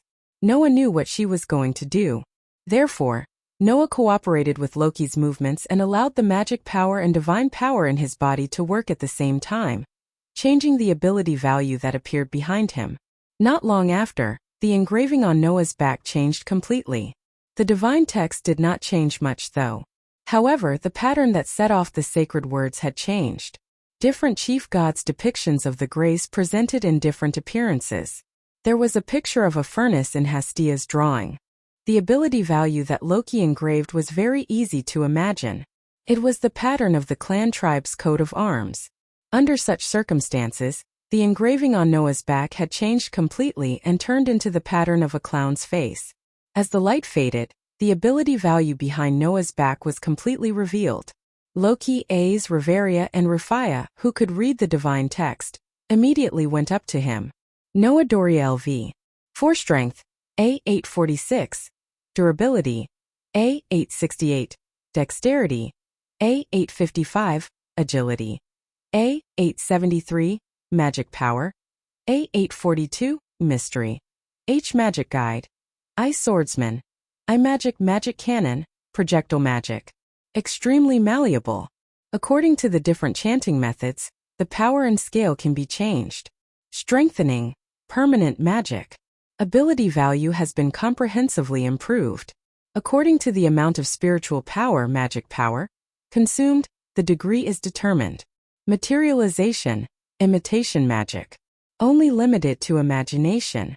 When the imagination is too weak, the power decreases and there is a certain chance of failure. Skills protection from the world, permanent skill. Equivalent to luck. Events that are directly related to luck will eventually lead to the most favorable result. Looking at the ability value that gradually appeared, Loki, Aes, Rufia, and Reveria all fell into silence. What's wrong? Tiona couldn't help but ask. Could it be that little brother's ability value has some surprising part? Tiona, Finn, and Gareth also looked at Aes, Rufia, and Reveria, and there was the same question in their eyes as Tiona. In this regard, not to mention Aes, Rufia, and Reveria both smiled bitterly. The last time we saw Noah's ability value, he was only LV2, right? Reveria said with a sigh. But now he is already LV4, and his all-around ability value has reached stage A. Tiona, Finn, and Gareth's eyes twitched fiercely. That's not all, is it? Leafia explained as if she was using both her hands and legs. Last time when we saw Mr. Noah's ability value, Mr. Noah's 3 magic columns were still empty, but now they are all empty. In other words, in just a few months, Noah not only jumped from LV2 to LV4 but also mastered 3 spells. In terms of growth speed alone, it could almost be described as breaking through the sky. I don't know what to say. Loki touched his forehead as if he was trying his best to correct his worldview that was about to be distorted. He withdrew his gaze from Noah and threw out such a sentence. Now, even if this kid jumps to LV7, I won't be surprised. Hearing this, everyone present looked at each other, and they didn't know what to say for a while. Only Aes, there was obvious envy in her eyes. He's really growing fast. It would be great if he could grow as fast as Hu Hao. Under the indescribable expressions and eyes of everyone present, Noah muttered in his heart. Surprised just like that? It must be known that before his ability value entered the sublimation stage, Noah had repeatedly achieved miraculous feats in the box court. He had even killed 2 humans in the final trial. God knows how many gods and Buddhas he had slaughtered. His level had long surpassed the highest level in this world, LV7. If these people knew his true ability value state, wouldn't they be confused? Fortunately, the ability value he imitated was the state he was in when he left this world last time, and not the state he was in at his peak. As for the 3 spells, Noah added them according to his own magic canon, enhancement, and magic power. In this way, when he used the magic cannon and magic power in front of the members of Loki's clan in the future, it would not arouse the suspicion of those who did not know his true identity. After all, the existence that could use many magical means different from grace was currently limited to a tyrant, not a newcomer who had just joined Loki's clan today. Seeing that Loki was complaining again and again, but in fact, he did not hesitate to accept him and accept his unreasonable conditions, Noah had to do it thoroughly no matter what to avoid exposing his identity and bringing trouble to Loki's clan. Moreover, Noah withdrew from Hestia's clan in order to avoid the limelight. Hiding his identity like this and disappearing in public was undoubtedly the easiest way to calm down the limelight. But, as Riverius said, "You really do have a mysterious ability to develop, don't you?" Loki said with a smile. "There are less than 5 development abilities in all of Eulalia, and I finally picked one up. It's just that this swordsman that increases the power of the sword system and magician that increases the effect of magic actually appeared on the same person at the same time. It's really interesting."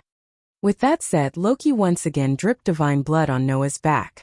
With a light stroke, the ability value that appeared on Noah's back rippled like water and gradually disappeared. "Okay, I've added a lock for you." Loki patted Noah's back. "So the change is complete. I'll take care of you in the future, little guy." "Since you're taking care of me, then don't call me little guy." Noah curled his lips. "I have a name. But how should we call you?" Finty asked. "We can't call you by your real name, right?" Hearing this, Noah also frowned. However, in the next second, Noah's brows relaxed and he smiled faintly. "In that case, you can call me Drake from now on." Chapter 2022. Recruiting Noah into his clan seemed to really make Loki very happy. Therefore, as soon as the change was completed, the goddess completely revealed her true form. She opened a few bottles of wine in the room and actually started a banquet on her own. For a moment, the smell of wine filled the entire room, making Rafia and Riveria frown. As pure and beautiful elves, Rafia and Riveria didn't like wine from the bottom of their hearts. Even if they drank, they would never drink too much. How could they be like Loki, who opened a few bottles at a time? But Loki didn't care at all, displaying the greatest characteristic of a god who loved entertainment: willful and reckless. Therefore, everyone present was asked to stay by Loki, and under Loki's ruckus, they had no choice but to drink wine. They drank until the sky turned dark. It wasn't until the dusk in the sky began to fade that Loki's door was rudely pushed open. "I say, do you still want to eat or not?" The one who spoke in such a rude and impolite tone and walked in from the door was an extremely handsome werewolf youth with a lightning-shaped tattoo on his face. Impressively, it was the last level 1 adventurer of Loki's clan, Bert. Looking at the werewolf who he hadn't seen for a long time, Noah, who was being hugged by Loki's shoulder and had a bottle of wine stuffed in his hand, glanced over. Although the relationship between Hestia and Loki was like fire and water, because Loki appreciated Noah very much, he didn't restrict the relationship between the children of his clan and Noah. Noah was quite familiar with the higher-ups of Loki's clan, and now that he had joined this clan, there was nothing to be restrained about. The rest of the members of Loki's clan were complete strangers to Noah, except for Bert. If there was anyone in Loki's clan who didn't have a good relationship with Noah, it would be Bert. After all, when they first met, this unruly werewolf found trouble with Noah. Noah wanted to know what kind of expression Bert would have when he knew his true identity. Bert was also a high-ranking member of Loki's clan. So, Loki and Finn should have told this secret to Bert, right? Who would have thought that Rocky didn't even have the slightest hint of an explanation? He just grinned at Bert. "What? So it's Bert? You idiot goddess, I was wondering what you were doing. So you were forcing everyone to drink with you?" Bert glared at Loki fiercely. "Everyone should eat together. Undoubtedly it was you, the goddess, who made this rule, but now you're the first to skip dinner. What are you thinking?" In Loki's clan, Loki did have a rule that everyone had to eat together. Noah also knew about this rule, and at the same time he also had a good impression of this rule. The reason was simple. This way they would be more like a family. Loki, on the other hand, didn't seem to notice the time until now. He slapped his head. "Oh no. I was so happy that I completely forgot about dinner. Don't tell me everyone is waiting in the restaurant? Isn't that obvious?" Bote almost flipped out. "The level 1 adventurers aren't all here yet. Who dares to eat?" That's true. Finn put down the bottle in his hand and exhaled. He seemed to have recovered from his shock and stood up. Everyone, hurry up and eat. Don't let everyone wait too long. Everyone immediately stood up as if relieved of a heavy burden. Great, I've been wanting to slip away for a long time. Tiona, if we keep drinking like this, we'll definitely be drunk by Loki. Tiona, remember the last time Loki got drunk? Leafia was almost carried back to her room by Loki? Gareth. In the end, I intervened in time and saved Leafia.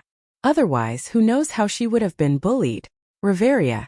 Everyone's relieved words made Leafia recall what happened at that time. Her pretty face paled. Obviously, for Leafia, it was definitely something that could be called a psychological shadow. AIC gently patted Rafia's back as if she was comforting her, causing Rafia to be touched. And Noah, who inadvertently found out something that he shouldn't know, was speechless. It seemed like this clan of one of the two monarchs known as Eulalie was much happier than he imagined. At that moment, Bote finally noticed Noah. Looking at the unfamiliar face, Bote pursed his brows. Who is this? Bote's impolite tone would definitely make one think that he was looking for trouble. However, it was similar to the first time Noah met Bote. It seemed like this werewolf had always used such an unpleasant tone to speak. Just as this thought flashed through Noah's mind, Finn smiled and said so. This is a newbie that we poached when we went out at noon. For the next period of time we'll be together. As a senior, don't be rude, okay? Bote raised his brows after hearing Finn's introduction, while Noah was puzzled. What's going on? Why don't they reveal my identity? Logically speaking, as a higher-up of the clan, Bote should have the right to know my true identity, right? Finn, Reveria, Gareth, AIC, Tiona, Tiony, and even Leafia knew my true identity. Only Bote, the last higher-up of Rocky's clan, didn't know about it. Wouldn't it be too easy for others to think that they were ostracizing him and causing a dispute? As the leader of a large clan, Finn's approach wasn't worth advocating, right? Not to mention Noah, even AIC and the rest couldn't help but be taken aback. It was apparent that the rest didn't know the reason why Rocky and Finn chose to hide Bote's identity. But in the next second, Bote answered everyone's question. When did all of you have so much free time to care about such a small fry? Bote curled his lips in disdain. I thought all of you went to look for that Noah Doria collectively. I was thinking that if it was because of him that you skipped dinner and made everyone wait in the dining hall, I'll definitely teach him a lesson. While saying this, Bert gnashed his teeth in hatred, causing Noah and the others to come to a sudden realization. So it's because I don't get along with this guy, and once my identity is revealed, it will cause a bigger dispute, so Rocky and Finn chose to hide it? Come to think of it, it makes sense. If Noah was a member of Rocky's clan in the future, it wouldn't be a good decision to hide it. But Noah would have to leave in the end. Since that's the case, rather than revealing it and causing a bigger dispute, it's better to keep it a secret. Noah took the liberty to think so. However, Noah didn't know that. Indeed, once his identity was revealed, he would definitely have a dispute with Bote. But it definitely wasn't just because of their relationship. Finn, Reveria, Gareth, Tiona, Tyagny, and Leafia all turned their gazes towards AIC. AIC was startled and tilted her head with a puzzled expression. The same thought appeared in everyone's mind as they looked at AIC and Noah, who seemed to have come to a sudden realization. If Bert knew that the person AIC liked was here and had even joined the clan tribe, that wolf would definitely explode from anger. After knowing that AIC liked Noah, Bote was petrified and stayed there for an entire day. Then he clamored to find Noah for a duel, which almost scared everyone to death. Everyone spent a lot of effort to stop this werewolf who went berserk because of heartbreak. If Noah's identity was revealed here, it would definitely be out of control. With this thought in mind, everyone made up their minds. Noah's true identity must not be revealed to Bote. Absolutely. Anyway, let's go to the dining hall first, Finn said. No. Drake, you'll sit with us. I'll introduce you to everyone in the dining hall.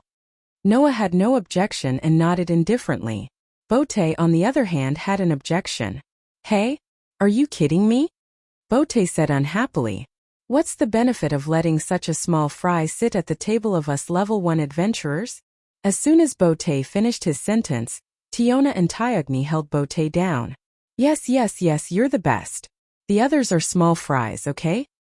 Hurry up and eat, and shut your mouth properly. Don't offend people. With that said, Tiona lifted Bert out of the room in a huff. What are you doing? Bote struggled. Did I say anything wrong? You idiot Amazons. The twin Amazons didn't care about Bote at all. They carried Bote out of the dining hall and disappeared in the direction of the door. Seeing this, everyone was speechless. Don't blame him, he's just a person with a big mouth. It's easy for him to offend people, Riveria said to Noah. Actually, he's not that bad of a guy, probably. Noah immediately rolled his eyes. What did she mean by probably? In short, Noah. No, Mr. Drake, it's best if you don't expose your identity, Leafia quickly said. Otherwise, something will happen. I know. Noah sighed. I'll try my best. On the side, AIC seemed to be apologetic and lowered her head at Noah. Seeing this, Noah had a feeling. His life from now on should be more exciting than before. Chapter 2023. Time quietly passed as Loki's clan welcomed an unknown newcomer. Soon it was the second day. When the sun began to shine through the window and hit Noah's face, Noah gradually woke up with a warm and soft feeling. The sun shone on the body, and in the cold morning, it naturally brought a warm feeling. The room prepared by Loki's clan for important members was also considered comfortable. The blanket didn't feel rough at all, and Noah couldn't help but hug the soft object tightly. Ugh! In the next second, a soft moan entered Noah's ears. Soft moan? Did the blanket make a sound? Of course that's impossible. If that's the case, then what is this soft object? Noah instantly woke up. Master. Ugh. Ugh. Following these three soft moans, Noah finally understood what the soft object was. It wasn't a blanket, but it was more comfortable to touch than the highest grade blanket. The one that was tightly hugged by Noah was Aster. Master. Aster seemed to still be asleep. While hugging Noah's neck, she rubbed against Noah's chest with a peaceful expression. Of course, Aster was still completely naked, only wearing a pair of knee socks on her slender legs. The soft and dazzling silver hair draped over Aster's back, and even draped over Noah's body, tickling Noah's chest a little. That appearance was simply like a lazy kitten. The immature but incomparably cute elf girl was just like before. When there was no one around Noah, once she woke up in the morning, she would unknowingly become his sleeping partner. Other than Aster, Orpheus and Lilith had also appeared on the bed. They were hugging Noah tightly, one on the left and one on the right. Although there was no expression on their faces, their breathing was relatively stable.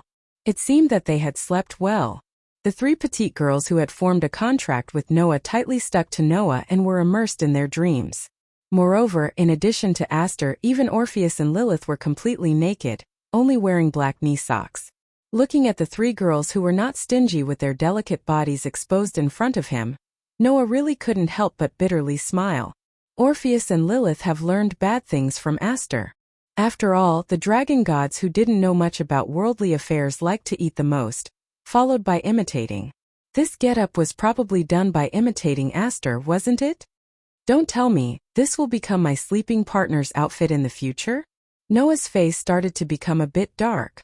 I hope that there won't be any tricks at this time, such as someone suddenly barging in, seeing this scene, and then having a misunderstanding. Although Noah and the people of Loki's family weren't familiar to the extent that they could wake each other up, it was right. Thinking of this, Noah could only smile bitterly while stroking the soft waist-length hair of Aster, Orpheus and Lilith.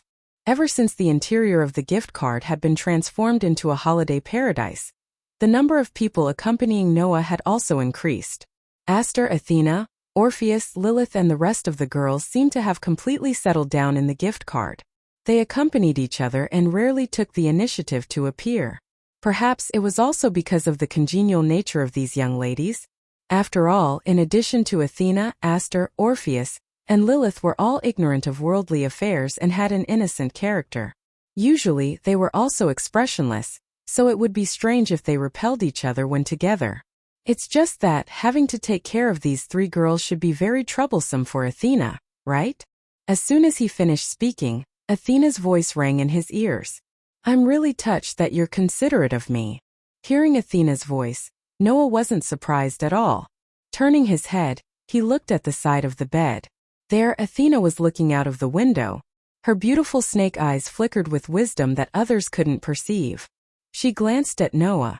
If it weren't for the fact that I've taken care of many young warriors in the past, I wouldn't know how to deal with these children.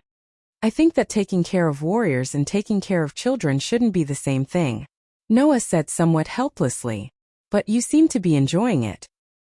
I don't deny that I don't hate to get along with these girls. Athena turned her eyes and looked at Aster, Orpheus, and Lilith. After all, I'm now an elf that was reincarnated based on the existence of the holy sword spirit in your arms. The two dragon gods are the end of the dragon and snake that symbolize infinity and immortality. For me, who used to treat the dragon and snake as my kin and am the goddess of snakes, these three are the subjects that I desire to observe. Observe? Noah was surprised. You're still doing this kind of thing? Observation is the best way to accumulate knowledge and enrich one's thoughts, followed by thinking. No matter what, I was once the goddess of wisdom. It's not a bad idea for me to occasionally do the work of a scholar, Athena said nonchalantly. No matter what, because of you, this concubine and these children will be together for a very, very long time. After saying this, Athena's body glowed with phosphorescent light. Gradually, she turned into light particles and disappeared, returning to the gift card. Looking at Athena like this, Noah pursed his lips. After saying so many mysterious words, isn't it to tell me that you don't hate your current life? If that's the case, can't she just say it frankly? With such an annoyed and funny thought, Noah got up quietly, put the three girls who were still sleeping into the gift card, put on his clothes and walked out of the room. Adventurers were used to waking up early. Although there were also adventurers who explored the maze in the middle of the night, it was not a common thing. Adventurers were usually active during the day. As a typical exploration-type kin, almost all of the members of Loki's kin were adventurers. Therefore, even though the sky had just brightened, many figures appeared in the stairs and corridors of the towers, walking back and forth. After Noah came out of the room, he also met many people. Good morning, Drager. Good morning. You're called Drager, right? Good morning. One by one, the passing members greeted Noah. Their attitudes weren't exactly warm, but they weren't too unfamiliar with him either. For a newcomer who had just joined the clan, this kind of greeting could definitely make people feel warm. Noah was no exception. While returning the greeting to the passing members, he continued to walk forward. Yesterday in the restaurant, Finn had introduced Noah to the entire Loki clan, letting everyone know Noah. Therefore, all the members of Loki clan already knew that from today onwards, a newcomer named Drager had joined this clan. However, although he was a newcomer, the members of Loki clan did not dare to treat Noah as a fledgling rookie at all. As for Noah's true identity, Finn and the others concealed it.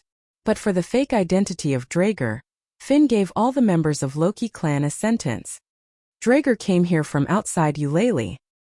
He used to belong to a clan outside the city.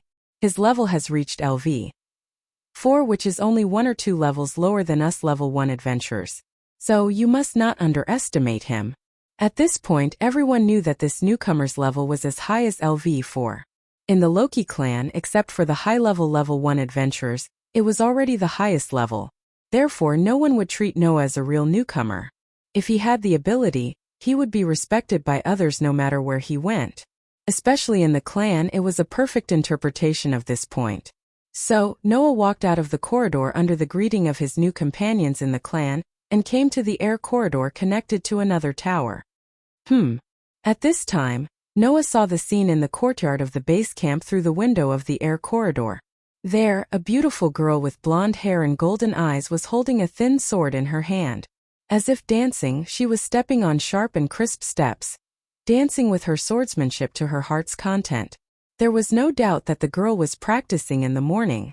Looking at the girl practicing swordsmanship in the courtyard, Noah raised his eyebrows slightly.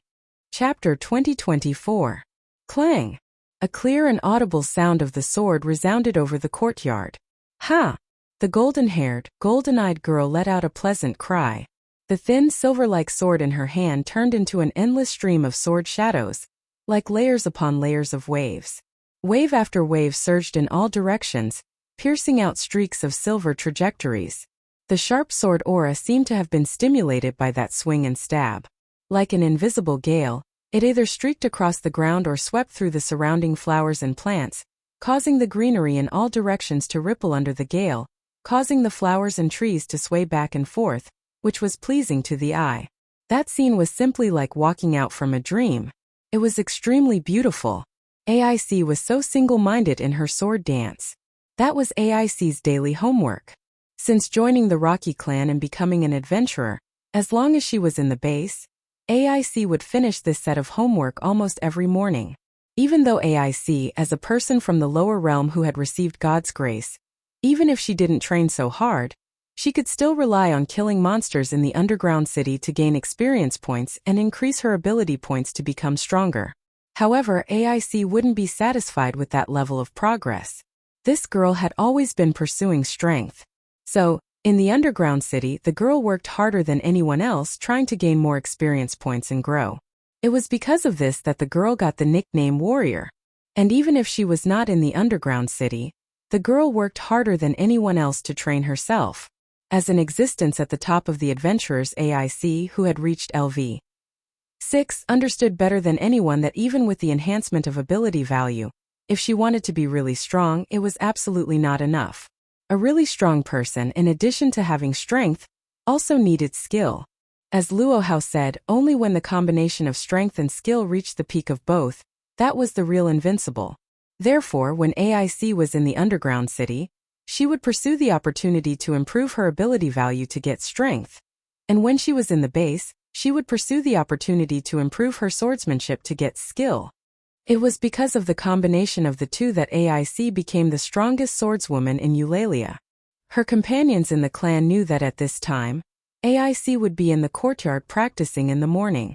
Because of this, the members of the clan had reached a tacit understanding that during this time, they would never come to the courtyard to disturb AIC.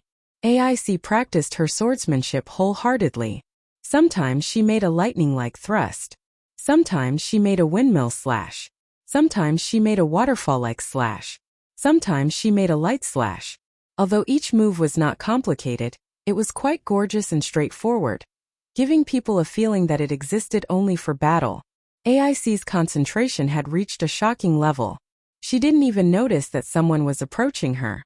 AIC continued to stab, slash, hack and flick repeatedly. So, under the gaze of the only spectator, AIC finished practicing the sword skills that she had been repeating over and over again, until the sun rose high in the sky, the earth. SW-. Accompanied by the whistling of the wind, AIC smoothly sheathed the thin sword in her hand into the scabbard at her waist, ending today's practice. Phew, at this time, AIC let out a sigh of relief and relaxed her tense body. At this moment, a round of applause rang out. AIC was stunned. She turned her head and looked at the source of the sound. Immediately, a rather unfamiliar face was imprinted in AIC's eyes. Your swordsmanship is really good. Noah clapped and made an evaluation that only he could understand. Even compared to Alusha, it's still comparable, right? Who is Alusha? This question flashed through AIC's mind. Then, AIC seemed to have thought of something extremely important and spoke with uncertainty. Noah. Looking at AIC's expression of wanting to recognize him but being afraid of getting the wrong person, Noah stopped clapping and fell into a state of speechlessness. After a long while, he finally said in a puzzled tone, "You're right. Don't tell me you forgot about me." No. AIC shook her head and lowered it again. "I'm just not used to seeing you like this." Then get used to it as soon as possible. Don't reveal any flaws in front of your companions in the clan tribe. Noah rolled his eyes. Also, you should call me Drake, not Noah. Be careful not to be accidentally hurt by others. AIC nodded as if she had agreed. Noah walked over and stood in front of AIC. He looked into AIC's crystal-clear eyes. Looking at the sword in AIC's hand, Noah spoke softly. "Do you often practice swordsmanship in the morning?" "If I'm not in the underground city," AIC answered truthfully. "In the stronghold I usually practice." "What about magic?" Noah continued to ask. "Didn't you say last time that you would use the morning to practice crush?" "I'm about to start." AIC was still concise. "After practicing swordsmanship, it's time to practice magic." "Then you practiced until noon." only to be stopped by Riveria. Noah said. After being stopped, you went to the underground city and stayed there until night. When you came back, you slept until the next day and continued the same routine. AIC was suddenly stunned. It was as if she was saying, "How did you know?" Noah was really speechless. "Aren't you a little too hardworking?" Noah scratched his cheek. "I feel like I'm comparable to when I went deep into the mountains and forests to practice for a few years. Back then." AIC noticed the key point in Noah's words. "Don't you continue now? You still continue in the past, right?" Noah couldn't help but smile bitterly. "But after a certain incident you didn't continue anymore." The certain incident here was the incident where Noah killed God and became the Godslayer. Before that, in order to hone his skills, or to prevent his movements from becoming sluggish, Noah still persisted in training himself. But after becoming the Godslayer, which violated the rules, Noah no longer needed to do so. After all, as a Godslayer, once he entered battle mode, Noah would be able to exert his full strength. His skills and movements would never become sluggish or rusty because of lack of training. In addition, the Godslayer's characteristics of getting stronger the more he fought and the stronger the opponent. Noah hadn't seriously trained his skills for a long time. At most, he would develop new abilities and powers just like in the previous world. Thinking until here, Noah looked at the sword in AIC's hand and said, "This is a rare opportunity. Do you want to try sparring?" Hearing this, AIC's eyes lit up. She nodded without hesitation. In the hall on the first floor, Riveria and Rafia slowly walked down the stairs. The two elves were holding thick books in their hands while discussing the problems of magic. Of course, rather than saying that they were discussing, it was more like Riveria was teaching Rafia. As Riveria's future successor, Rafia was like Riveria's disciple. She had always been receiving guidance from Riveria. The two discussed the problems of magic while heading to the courtyard. However, before they arrived at the courtyard outside, Riveria and Leafia noticed a commotion.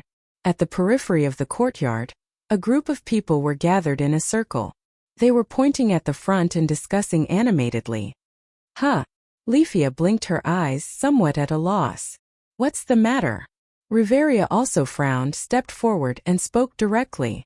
"What are you doing? Why are you all gathered in this place?" Riveria's voice made everyone turn their heads. Only then did Riveria realize that Tiona and Tiona were also in the crowd. "Riveria, Rafia." Tiona greeted with some excitement. "You're here too. Could it be that you also noticed the commotion and came over?" Tiona said. "You came at the right time. It's just about the exciting part." "Exciting part?" Riveria frowned. "Exciting part?" Rafia was also puzzled. What happened? Tiona and Tiona didn't answer. Instead, they moved aside. In the next moment, Riveria and Rafia saw the scene. It was an exciting battle. Chapter 2025. Clang dash. The crisp sound of steel clashing rang. That was the sound of swords colliding with each other. In the courtyard that covered a small area, in the space, two figures were holding sword-type weapons in each other's hands. They were dancing and slashing at each other. Clang dash. A melodious sword hum resounded in the air. Clang dash. The swords clashed with each other again, and the collision in the sword marks that had not been completely eliminated caused a sound. The swords were intertwined. Sparks were flying. In the small courtyard, a wonderful battle was going on. Everyone looked at the most direct collision between the swords, and they all fell into amazement. It was a combination of a man and a woman who were fighting. As companions, the members of Loki's clan who were present naturally knew the two people. Not to mention, the two people were famous in various aspects. One was the female swordsman who had been the target of everyone in the clan for many years. The other was a newcomer who had just joined yesterday, but had already reached LV. 4. Noah and AIC, under the gaze of a group of Loki's clan members who had gathered unknowingly, carried out a wonderful attack and defense battle. The attacking party was AIC. AIC was holding the sword that she usually used for practice. With a serious expression that had never been seen before, she swung out a silver slash at a speed that no one could see clearly. The girl who was given the title of Swordswoman by the gods was undoubtedly the best in the city, where there were many families and adventurers. Almost everyone present had seen the scene of the girl's slash cutting the monster's body into pieces in the underground city. Naturally, they understood how deadly the silver slash was. In the face of that terrible slash, even if it was the first-level adventurer who was also LV6, if he was not careful, he could be beheaded. However, in the face of such a stunning slash, Noah, who focused on defense, accurately received it completely. Facing the fast slash of the sword, the man flicked it away like a gust of wind. The girl continued to attack without hesitation. The weapon in her hand stabbed out violently, intertwining with endless sword light, completely enveloping the man's body. However, the man's expression did not change as he raised the weapon in his hand. With lightning speed, he deflected the sword light one by one. In the end, he swung down like a whirlwind, forcing the girl to retreat. Clang, clang, clang, clang. For a moment, the sound of sword and halberd kept ringing, accompanied by bursts of scattered sparks, reverberating in the space of the entire courtyard. At this moment, the man and woman both turned into the most gorgeous swordsmen, causing dazzling sword light and resplendent trajectories to constantly appear in this space. It was an extremely shocking sight. Therefore, as spectators, the members of Loki's clan were all intoxicated, and they were all talking. It's really amazing. Yeah. I didn't expect that the newcomer Draeger to be able to keep up with Miss Ace's sword. Are the two of them sparring? That's great, I also want to practice with Miss AI. While the members of Loki's clan were talking, Reveria and Rafia looked at each other with indescribable expressions. Didn't this Noah Dole say that he wanted to hide his identity? Reveria muttered to herself as if she had a headache. Since he wants to hide his identity, then don't be so eye-catching. He's only LV4, but he's already practicing with the LV6 cadre. Isn't this telling everyone that he can challenge those above his level? That's right. Leafia said sourly. Mr. Noah is really too cunning. Undoubtedly, Miss AI has that kind of feeling for him, and he's still hanging out with Miss AI, compared to Reveria, who was having a headache, and Rafia, who was inexplicably jealous. Tiona and Tioni were watching with great interest. Looking at it this way, little brother and AI are actually quite compatible, aren't they? Even I want to matchmake the two of them. Just when everyone was talking, Noah and AI completed another attack in defense. Clang! After a loud collision that was louder than any of the previous collisions, AIC was once again pushed back by the heavy blow. She tapped the ground with the tip of her feet and leaped away nimbly. She landed not far away from Noah and began to gasp for breath. Compared to AI, Noah's face was not red and he was not panting at all. Obviously, he still had energy left. Seeing that AI began to gasp for breath, Noah also exhaled, lowered the sword in his hand and said so. Let's stop here. Hearing this, AI showed a somewhat reluctant expression and seemed to want to continue. However, the two were only having a morning exercise after all, and it was not a real battle. There was no need to determine the winner. Therefore, although she wanted to continue, after hesitating for a while, AI still put away the sword in her hand. Clap, clap, clap, clap. At this moment, the sound of applause sounded like a wave, and it reached Noah and AI's ears, attracting their attention. Gazing at the clan members gathered at the entrance of the mansion, AIC blinked her eyes as though she had just realized that she was being watched. Noah was a little helpless. Indeed, it's a little too eye-catching. Under such circumstances, Reveria began to speak among the crowd. Alright, you've seen enough. Don't all gather here, go do your own things. Yes. The group of Loki clan members responded one after another, and they gradually dispersed while discussing in high spirits. Only then did Tiona, Tioni, and Leafia came closer. Both of you have worked hard for the morning exercise. Tiona held 2 cups of water in her hands, bounced over in an extremely lively manner, and shared it with Noah and AI. Come, drink some water. Tiona. AIC subconsciously took the water from her. Why are you all here? Noah also took the water, but asked such a question. In response, Tioni just answered as if it was a matter of course. You all made such a big commotion, and the sound of weapons clashing could be heard from the top of the tower. Who would have noticed? We only noticed when we came down. Leafia, on the other hand, had a sullen look on her face. Then we found Miss AI and Mr. Noah sparring here. Not Noah, it's Drake. Noah corrected her expressionlessly. It's just morning exercise, don't make a fuss about it. For morning exercise, that level of attack and defense is a little too much. Riveria sighed. But for you all, if it's not that level, then it's not considered morning exercise, right? I'm just accompanying AI. Noah finished the water in the cup in his hand and returned it to Tiona. Then he turned to Riveria and said, "Don't worry. Now it's time for you to accompany AI to practice magic, right? Then I'll go back to my room first?" "No, I didn't come down just to find AI, but also to find all of you." Riveria looked at Noah, AI, Tiona, and Tioni and said so.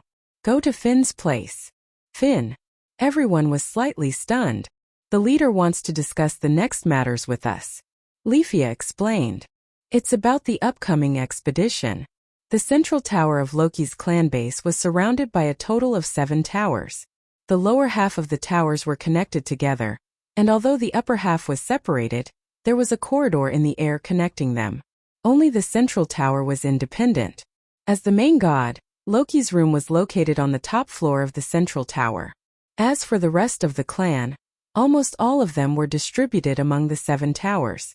Among the 7 towers, 3 of them were allocated to the male members, while the other 4 were allocated to the female members, who were more numerous in number. Noah, Finn, Gareth, and Bert lived in the 3 towers, and their positions were quite scattered. There was no pattern at all and it was very messy. Finn's room and office were located in the northern tower. Finn. Everyone came here together, and Riveria knocked on the door of Finn's office. "I brought them here." Just as Riveria's voice fell, Finn's voice sounded. "Come in." Hearing this, Riveria directly opened the door and let everyone into Finn's office.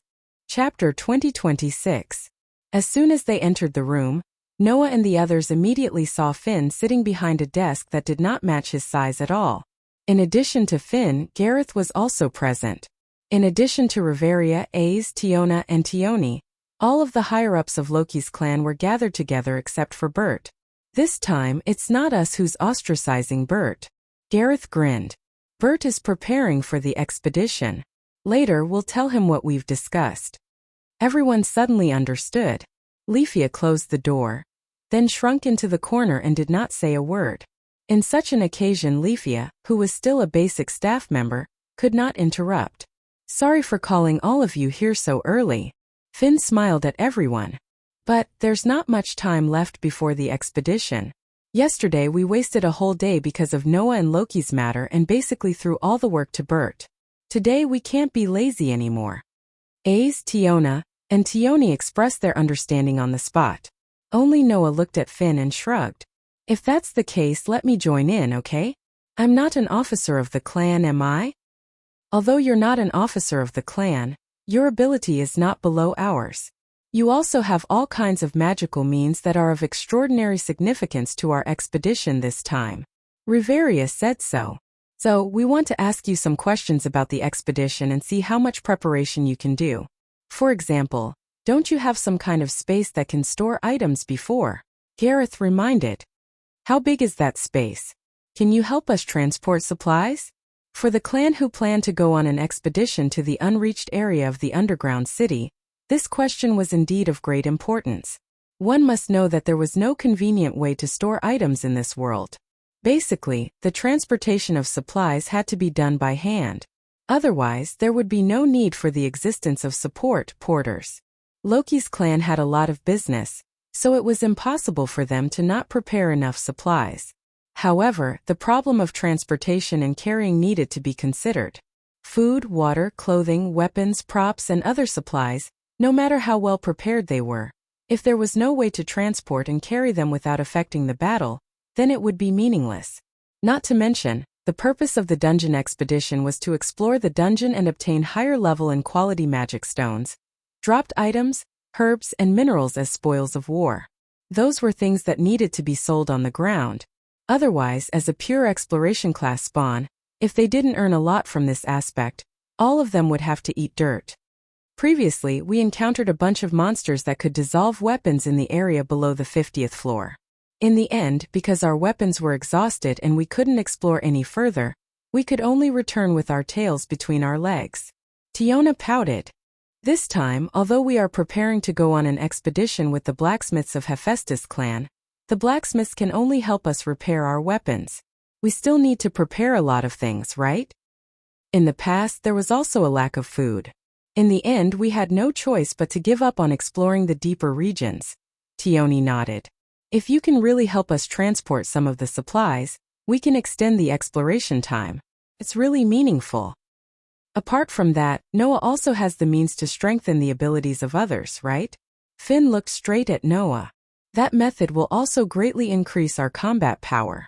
It will also make our exploration more convenient and smoother. If we encounter monsters that are too powerful, we can even fight them to the end. Perhaps we can obtain a very high amount of EXP, or even an unimaginable harvest. Why was Loki so desperate to recruit Noah into his clan?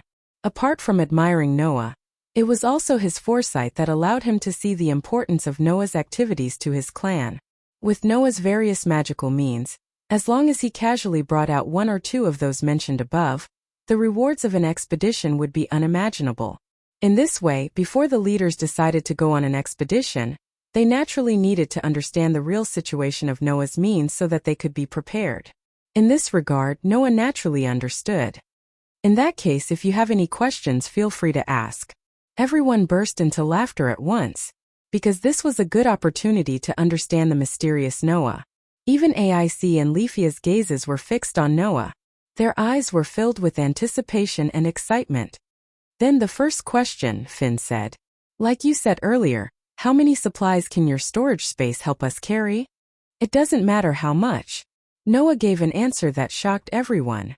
As long as it's food, water, clothes, weapons, and tools, it can carry as much as it wants. Even the magic stones used to make magic stone products and the ores and herbs used to make weapons and tools can be stored. It can carry as much as it wants. Then, Tiona's eyes widened in shock. Doesn't that mean we don't need reinforcements? No, it's just a storage item at best. It can only be used for storage and can't be recycled. Reinforcements are still necessary. Noah refuted Tioni's statement. However, you don't have to worry about the safety of the things stored inside. For example, the shelf life of the food. This space can always maintain the freshness of the food and water. No matter how much you prepare, you won't have to worry about it going to waste. That's great news. Gareth's eyes lit up. In this case, we don't have to worry about the supplies at all. We don't even have to worry about not being able to bring too much loot on the return journey. Yes, Tioni nodded repeatedly. In the past, almost every time we explored, we stopped and embarked on the return journey. This time, we don't have to worry about transportation at all. It's great to have such a huge surprise right off the bat. This time we have to prepare a lot of supplies, Finn said with a smirk. What about the means that can increase our abilities? What are the specific restrictions? It's very simple. Basically, as long as you can bear it, it will be able to multiply your strength infinitely. Even reaching the realm of God is not a dream. Noah once again said in a casual manner, shocking everyone. The stronger you are, the more strengthening you can get. With you, Ace, Reveria, and Gareth who are LV6, it's estimated that it won't be a problem to strengthen to LV7. Ignoring the silence of Ace and the others, Noah continued. However, that's only a temporary power after all. There's a time limit. Once the maintenance time is over, you'll all return to your original form. You'll also consume a lot of physical strength because you've used too much strength. If you don't have sufficient preparation, it's best not to use it casually. It seems that we still need to prepare more recovery elixirs to restore the physical strength consumed. Finn exhaled. What about the magic swords you used before that won't be damaged? Can you lend them to the members of the clan tribe? Are you talking about the noble phantoms? Noah sighed. Don't count on that. Now I don't have any noble phantoms left. Huh. Ace was stunned. Why? Leafia couldn't help but interrupt. It's more or less troublesome to explain. Noah rubbed his eyebrows and said so. It's roughly because something terrible happened. In order to protect myself, all my noble phantoms became the price. Oh. Gareth was surprised. Something that even you think is terrible? That's right. Noah said helplessly.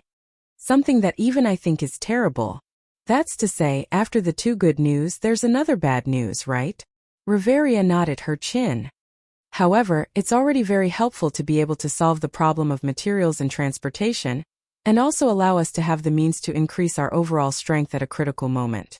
This is the advantage of our expedition this time. Finn stood up and looked around at everyone present. In that case, let's get ready. After 3 days, we'll enter the underground city. Everyone suddenly nodded their heads heavily.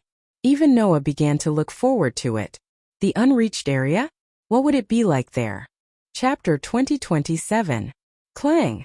The chilling swordlights were like 2 lightning bolts that fiercely collided in the air, causing crisp clashing sounds and sparks. In the atrium where the sun had just risen, a man and a woman were sweating to their heart's content, letting the long swords in their hands collide with each other. Bathed in the morning sun, they continued to attack and defend. The continuous clashing sounds reverberated in the atrium. The collision of swords went on for who knows how many rounds.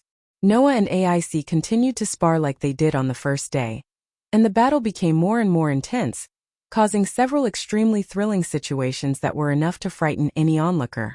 This kind of practice continued until the base began to become more lively. Huff! Huff! Huff! AIC finally lowered the hand that had been holding the sword and began to gasp for breath. A lot of sweat flowed down her cheeks, and even a pair of crystal-clear eyes began to show some fatigue. On the opposite side, Noah also lowered the sword in his hand. Although some sweat flowed down his body, he didn't speed up his breathing in the slightest. Obviously, he wasn't sweating because of physical exhaustion, and seemed to have more than enough to spare. In this regard, AIC began to feel a kind of pressure in her heart. 3 days had passed since the last meeting of the cadres of Loki's clan to decide on the expedition. Not long after, the expedition of Loki's clan would begin. During these 3 days, Finn, Riveria, and Gareth, who were the leaders of the clan, had been busy preparing all kinds of supplies. Tiona, and Bert were all running errands, and they were almost nowhere to be seen all day. As a cadre of Loki's clan, AIC was naturally ordered to do some things. However, the blonde girl wasn't good at this kind of thing. She only knew how to fight and kill, and wasn't even very good at communicating with people. Therefore, she was even less arranged than Leafia, which made the girl very depressed. There was only one thing that made AIC happy. That was, during the time when Riveria began to be busy with the clan's affairs, the person who accompanied AIC to train became Noah. I have nothing to do anyway, so I'll accompany you for a while. This was what Noah, who had changed his appearance, told AIC. AIC had to admit that although she felt sorry for Riveria, after Noah replaced Riveria as her sparring partner, not only did her training become more efficient, but she also enjoyed it. Noah was by his side. Just this fact alone made AIC very happy. Is this the so-called like? AIC, who was not an expert in matters of the heart, could only muddle her thoughts. She felt an unprecedented sense of shame in her heart. However, it did not take long for this feeling to be extinguished. For the past 3 days, Noah and AIC had been sparring. However, AIC discovered a cruel truth later on. That was, in these 3 days, AIC had never been able to make him take a single step back. She couldn't even touch the corner of his clothes, no matter how hard AIC tried. To the extent that she did not hesitate to reveal her true abilities in the sparring session, Noah was still able to deal with her attacks with ease. From the looks of it, he simply did not bring out his full strength. No, it should be said that he did not even try to be serious. Thus AIC understood one thing. The person in front of her, there was an unbridgeable gap between them. The gap between them was too big. To Noah, this was just a sparring session. However, to AIC in these 3 days, other than magic, she had already used everything she had, but she still could not touch Noah. She could not even make Noah take a single step back. This made AIC's muddle-headed feelings of a young girl disappear without a trace, turning into an impulse to chase after him. The power that she pursued was right in front of her eyes. Whether it was the muddle-headed feelings or the pursuit of power, she had to chase after it. Chase after the man in front of her. Driven by her emotions, AIC took a deep breath, calmed her breathing, and raised her sword again. Seeing the flames of struggle burning in AIC's eyes, Noah could not help but laugh. All right, let's stop here. The sky is already bright, and we have to set off soon. You should go back to your room and prepare. AIC was slightly startled. Then she noticed the time and lowered the weapon in her hand in disappointment. Seeing AIC like this, Noah felt that it was really funny. Although this girl was not good at expressing her feelings, she was also not good at hiding them. Even though the changes were very subtle, but if one observed carefully, one could still see the thoughts in this blonde girl's heart from her expression and eyes. This is also the type of girl who writes everything on her face, right? Noah could not help but laugh in his heart. He stepped forward and stood in front of AIC. Don't worry. There will be plenty of time for sparring in the future. As long as I'm still in this clan tribe, I won't mind accompanying you. Noah habitually reached out his hand and patted AIC's head. Take it one step at a time. Don't rush for instant success. If that's the case, you will definitely become stronger. Noah's words made AIC's expression soften a little. She raised her head and looked at Noah's smiling face. Even though his face was different from the one in her memory, she could still see the gentleness in his dark, deep eyes. AIC's pretty face blushed a little, but she did not resist Noah's hand at all, and smiled embarrassedly. In the sunny courtyard, the scene of a man and a woman in close contact filled the surroundings with warmth. At this moment, a gaze full of resentment was cast on Noah, and Noah paused his actions. Feeling that gaze, Noah glanced over speechlessly. All he saw was that in the corner of the courtyard, a cute elf girl with sharp ears was hiding there, glaring at Noah with resentment as if she was looking at a mortal enemy. Who else could it be other than Leafia? Noah could even use his eternally strengthened hearing to catch the elf girl's mutterings. Too cunning. Too cunning. Not only does he monopolize Miss AIC all day long, he even caresses Miss AIC's head like that. He immerses himself in such a good atmosphere. He's really too cunning. Too hateful. The elf who yearned for the golden-haired, golden-eyed girl continued to release her resentment, giving Noah a headache. In these 3 days, the same thing happened many times. Whenever Noah was alone with AIC, Leafia would always appear in all sorts of corners and stare at Noah as if she was looking at her father's murderer. It was as if she was his spirit, making Noah feel that he might be cursed by this girl. In this regard, Noah really wanted to say something. Everyone knows that the werewolf likes AIC. Why don't I see you being his spirit? In the end, of course, Noah didn't say that out loud. At this moment, the elf girl's resentful voice carried a hint of anger. She couldn't help but jump out and yell. You've been touching her for too long. As she shouted, Leafia rushed forward with an astonishing momentum and dragged AIC away. Leafia? AIC was startled.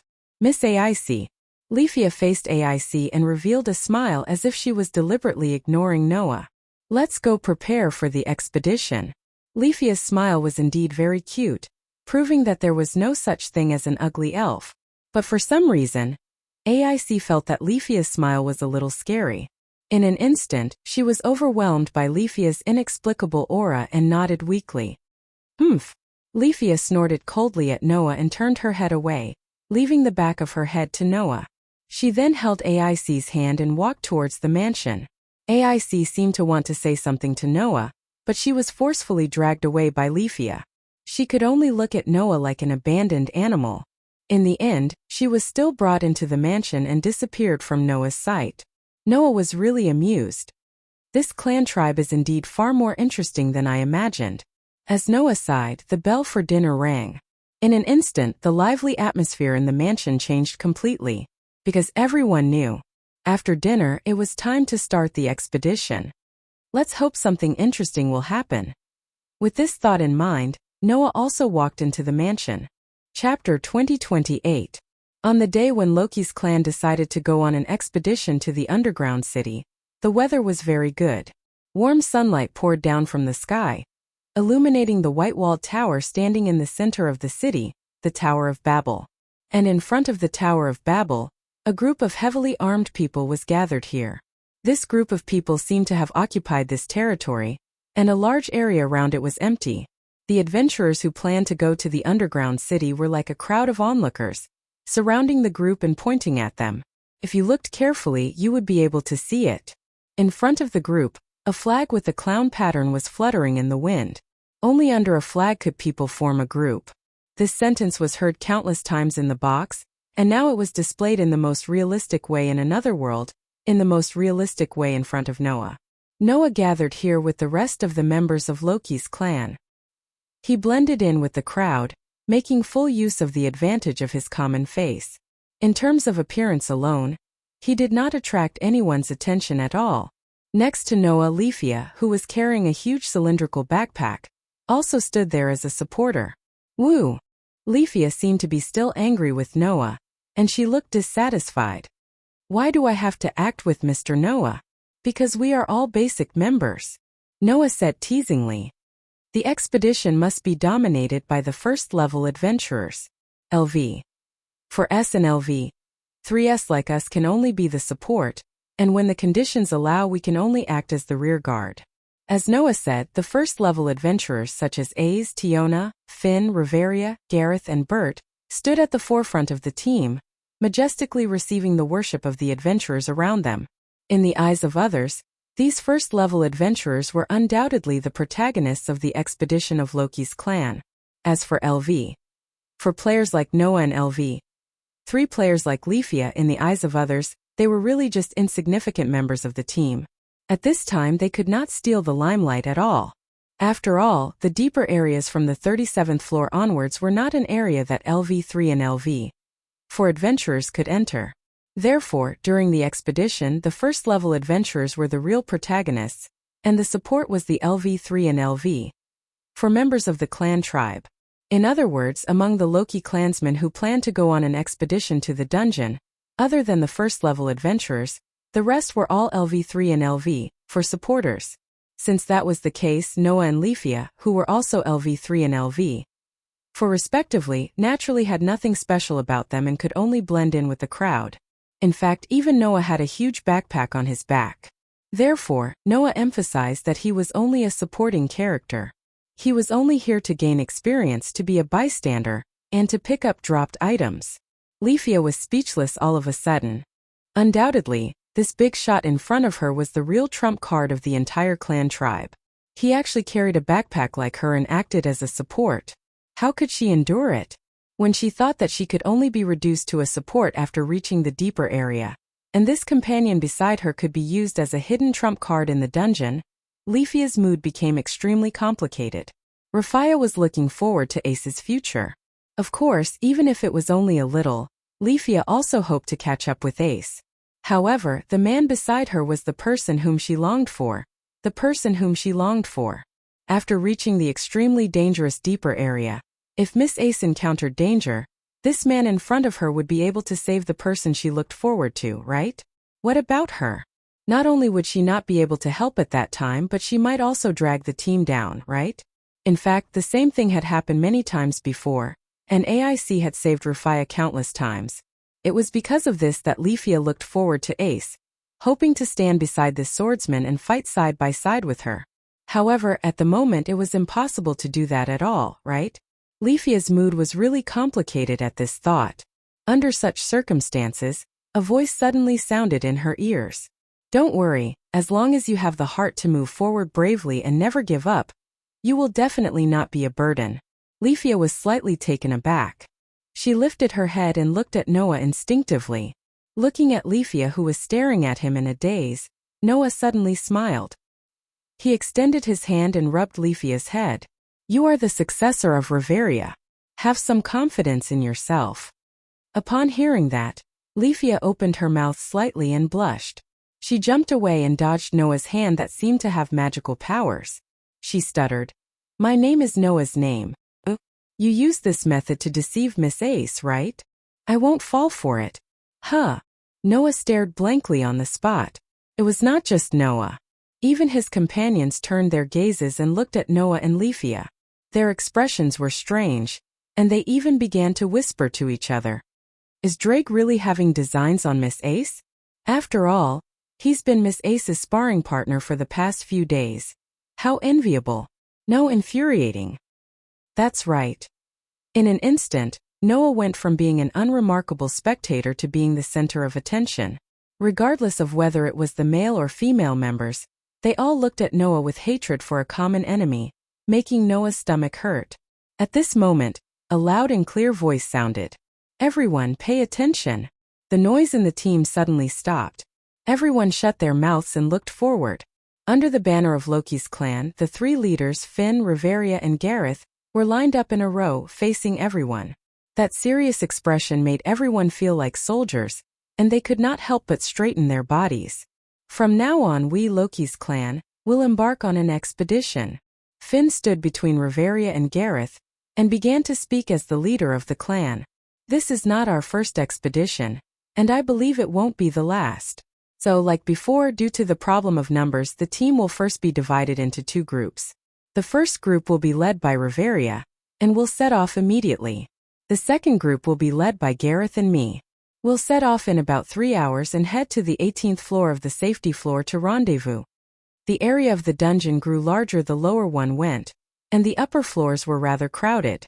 In order to be able to pass smoothly, it was necessary to go in groups when carrying out a large-scale expedition.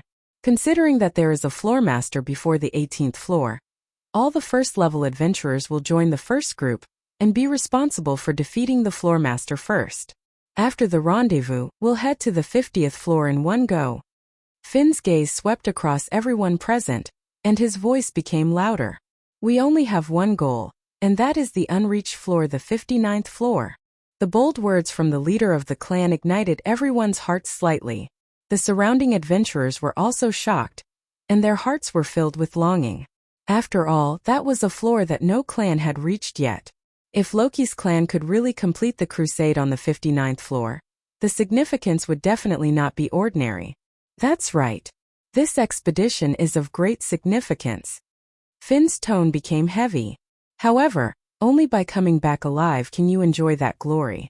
If you die, then there's nothing. That one sentence made everyone fall into silence. Yes, only by being alive can you enjoy glory.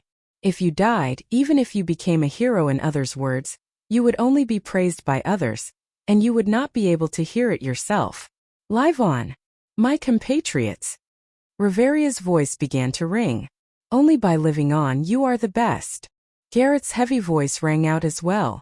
Our goal, in addition to reaching the unreached floor, is to have everyone survive. Finn's voice once again pierced everyone's heart. Can you do it? Everyone's heart began to surge with an impulse. Could they do it? Was there a need to ask? At this time, wasn't there only one answer? Seeing that everyone's eyes were burning with fighting spirit, Finn smiled with satisfaction. Good. Let's go. Under Finn's call, in the next second, a roar full of fighting spirit resounded through the sky. The expedition had begun. Chapter 2029. On the top floor of the towering Tower of Babel, Freya looked down at the Loki's clansmen who swarmed into the bottom of the tower and entered the underground city. Her beautiful eyes narrowed, and a charming smile appeared on her breathtaking beauty. So, that child is hiding among Loki's clansmen? With her eyes that could look directly into the souls of those in the lower realm, Freya could clearly see her beloved among Loki's clansmen, who shone with a dazzling light. Noah's transformation could fool everyone, but he could not fool this beautiful goddess who had special eyes that could look directly into the souls of others. In front of this beautiful goddess, Noah's whereabouts were completely exposed. Loki really knows how to make use of every opportunity, Freya murmured, but the smile on her beautiful face became a little cold. It's really unpleasant. This was Freya's current mood. This feeling was not caused by the fact that her previous game had been seen through by her sweetheart, nor was it caused by the merciless warning she received. It was just pure jealousy. Freya could ignore the fact that Noah had joined Hestia's clan. Because, in Freya's eyes, Hestia was not a difficult goddess at all. As the virgin goddess who symbolized purity, Hestia had almost no tricks up her sleeves. Even though she had the vision and experience of a god, she was not a worthy opponent for Freya, who was in charge of beauty and love and knew the love and hatred of people. So when Noah joined Hestia's clan, Freya just smiled and let it go. However, it was different when it came to Loki's clansmen. Freya and Loki were already old acquaintances when they were in the heavens. With the status of an evil god, Loki was almost on par with Freya in terms of scheming. It was because of this that Loki and Freya's clansmen could become the kings of Uriali together. If asked which god Freya was most afraid of among all the clansmen, it was undoubtedly Loki. Moreover, Loki knew almost everything about Freya. He knew about Freya's unflattering obsession with collecting souls, and also knew about the special ability of Freya's eyes. Even if he did not know all of Freya's secrets, He had at least spied on more than half of them. If Noah joined Loki's clan, it would undoubtedly be very difficult to get Noah. Freya was very unhappy with the fact that her old enemy had gotten what she wanted the most. In the room, the rock-hard orc spoke in a deep voice. The expedition of Loki's clan has just begun. What Otto meant was that if Freya wanted to do something to Loki's clan, this was undoubtedly a good opportunity. In this regard, Freya did not hesitate to reject. Loki knows that I want that child, so he must have guessed my feelings. In other words, it was very likely that Loki was already on guard and had even made sufficient preparations. If Freya were to find trouble with Loki's clan now, she would definitely be schemed against by the evil god who once caused the gods to kill each other in the heavens. Besides, with your abilities, can you stop the child's attack while dealing with Loki's clan? Freya said in an extremely pessimistic tone. Otto, although you are brave and stand at the peak of all the adventurers in Euryale, but against all the level 1 adventurers in Loki's clan, there is absolutely no chance of winning, right? Not to mention there is still that child who is still unfathomable, isn't there?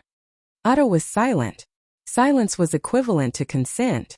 Obviously, although Otto was the only LV7 in Euryale, there was no way he could face so many level 1 adventurers in Loki's clan alone. Ace, Finn, Riveria, and Gareth were all LV6.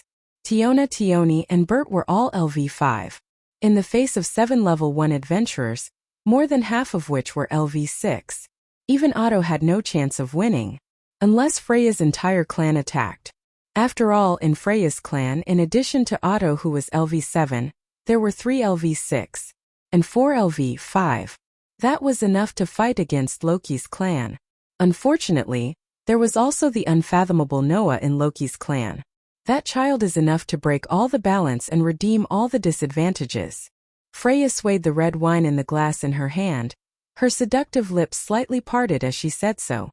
Otto, you have to understand that after that child joined Loki's clan, we no longer have an advantage even if we have you.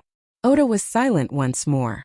In this regard, Freya's mood naturally became even more displeased. After a while she smiled sweetly. Forget it, even Loki can't really hold that child. When they come back from the underground city, we will pay them a visit. Yes, Ada replied. Oh, woo woo woo woo woo. In the 17th floor of the underground city, in the huge cavern leading to the 18th floor, an earth-shaking roar suddenly resounded. Boom!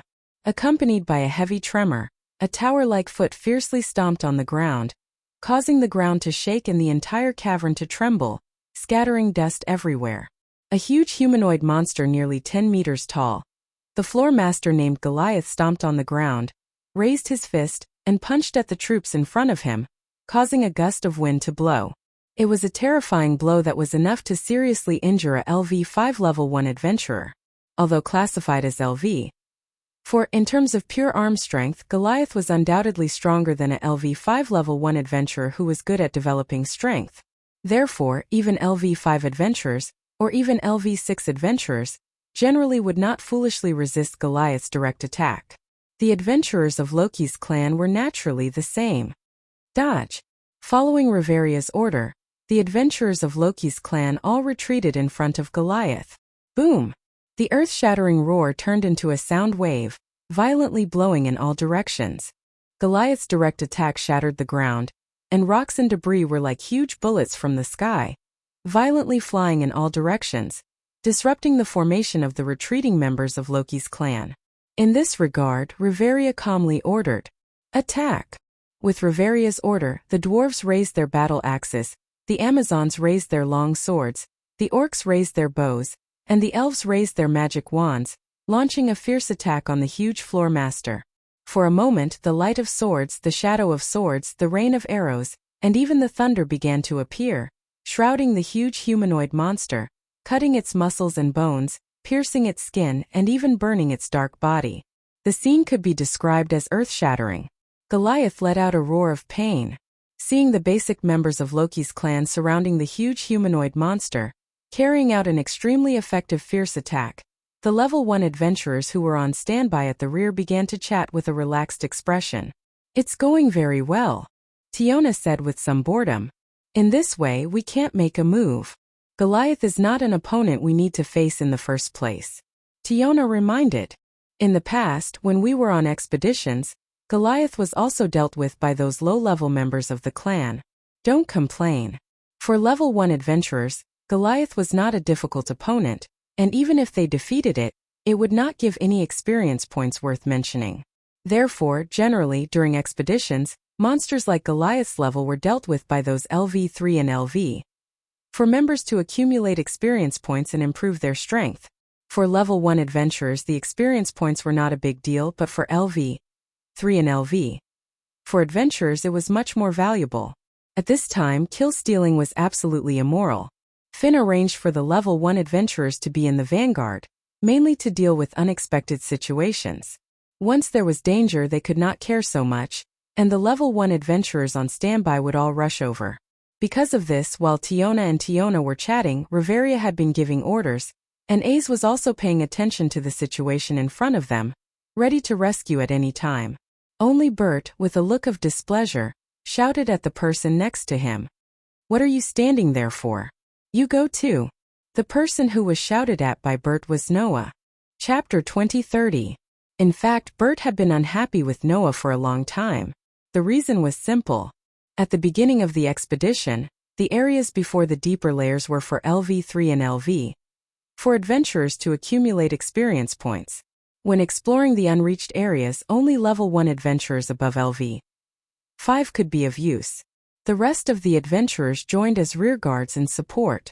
In other words, by the time they reached the deeper area, the level 2 adventurers who were only level 3 and level 4 were almost useless. They could only stay in the garrison, take care of the supplies and spoils, and serve the level 1 adventurers who were fighting at the front line. If they didn't accumulate experience points while they could still be of use, then the expedition would really be just a porter and a waiter. Other than broadening their horizons, they wouldn't gain anything. It was precisely because of this that in the first half of the journey, the LV5 and LV6 first-level adventurers were only holding the line, while the LV3 and LV4 second-level adventurers were required to fight on the battlefield, accumulate experience points, and gain growth. However, what was this guy who was also LV4 doing? Ignoring the floormaster, who was a highly sought-after prey, this guy actually stayed in the same spot and watched with relish. How could Bert be happy like this? Even that stupid elf who had been following behind Ace grabbed his wand and rushed forward. Do you think that the EXP gain method is fair game? Bert glared at Noah with a ferocious glare. Hurry up and fight for me. After saying that, Bert lifted his foot and kicked Noah's back unceremoniously. It seemed that he intended to kick Noah to the front line. However, Noah, who was carrying a huge backpack, suddenly turned around and lightly dodged the kick. After shrugging his shoulders, he didn't even take off the huge backpack on his back. Instead, he rushed forward like a sharp arrow. Wait! Tiona and Tyogni almost cried out in surprise at the same time. AIC was even more surprised. She instinctively raised her feet, intending to charge forward. However, before that, Riveria stopped them. Don't worry, Riveria said in a voice that Bert couldn't hear. He knows what he's doing. As if to prove Riveria's words, Noah, who had transformed into a gale, rushed forward and immediately blended into the crowd, starting to fish in troubled waters. At the very least, to Ace, Riveria, Tiona, and Tyone, who knew Noah's true strength, Noah's performance could only be described as fishing in troubled waters. They saw that Noah, who was mixed in the crowd, had not taken off the huge backpack on his back. His hands tightly grasped the shoulder straps of the backpack on his back, but his feet moved like shadows, shuttling quickly through the battlefield. Sometimes, he was like a breeze that came and went as he pleased. His figure suddenly flickered as he dodged Goliath's fist that was as heavy as a meteor. Sometimes he was like a whirlwind that swept away thousands of troops, flashing back and forth around Goliath with extreme agility. Goliath was dizzy from the spinning, and could not catch up with the lightning-fast little rascal at all. Sometimes he was like a thunderstorm, rushing forward like a chariot, kicking out strong and powerful kicks that landed heavily on Goliath's toes. Goliath could not help but kneel on one knee as he was attacked head-on by the surrounding members of the Loki clan. Sometimes he was like a reckless and willful typhoon, flying up recklessly. In the midst of Goliath's roar, he threw out a series of kicks like a storm. Amidst the thud-thud-thud sounds of heavy blows, Goliath howled in pain again and again as he retreated violently. If Noah wanted to, he could definitely finish off a floor master of Goliath's level in an instant. However, Noah did not do so. Instead, like a LV4 adventurer with some strength, he was active at the forefront and launched a fierce attack on Goliath with his surrounding clan members. Riveria was right. Noah did have a sense of propriety.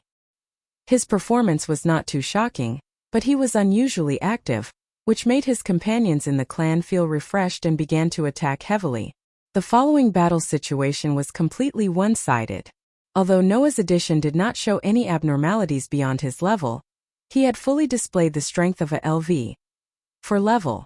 Looking at Noah's dazzling kicks, Bert raised his eyebrows and was speechless. That kid.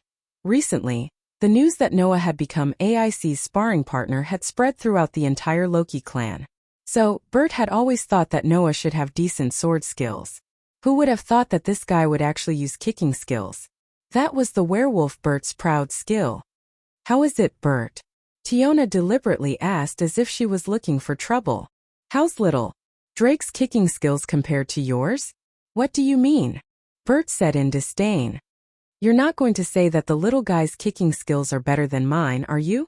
As an adventurer who relied on his feet to make a living, Bert's fighting style was relatively rare in the entire Eulalia.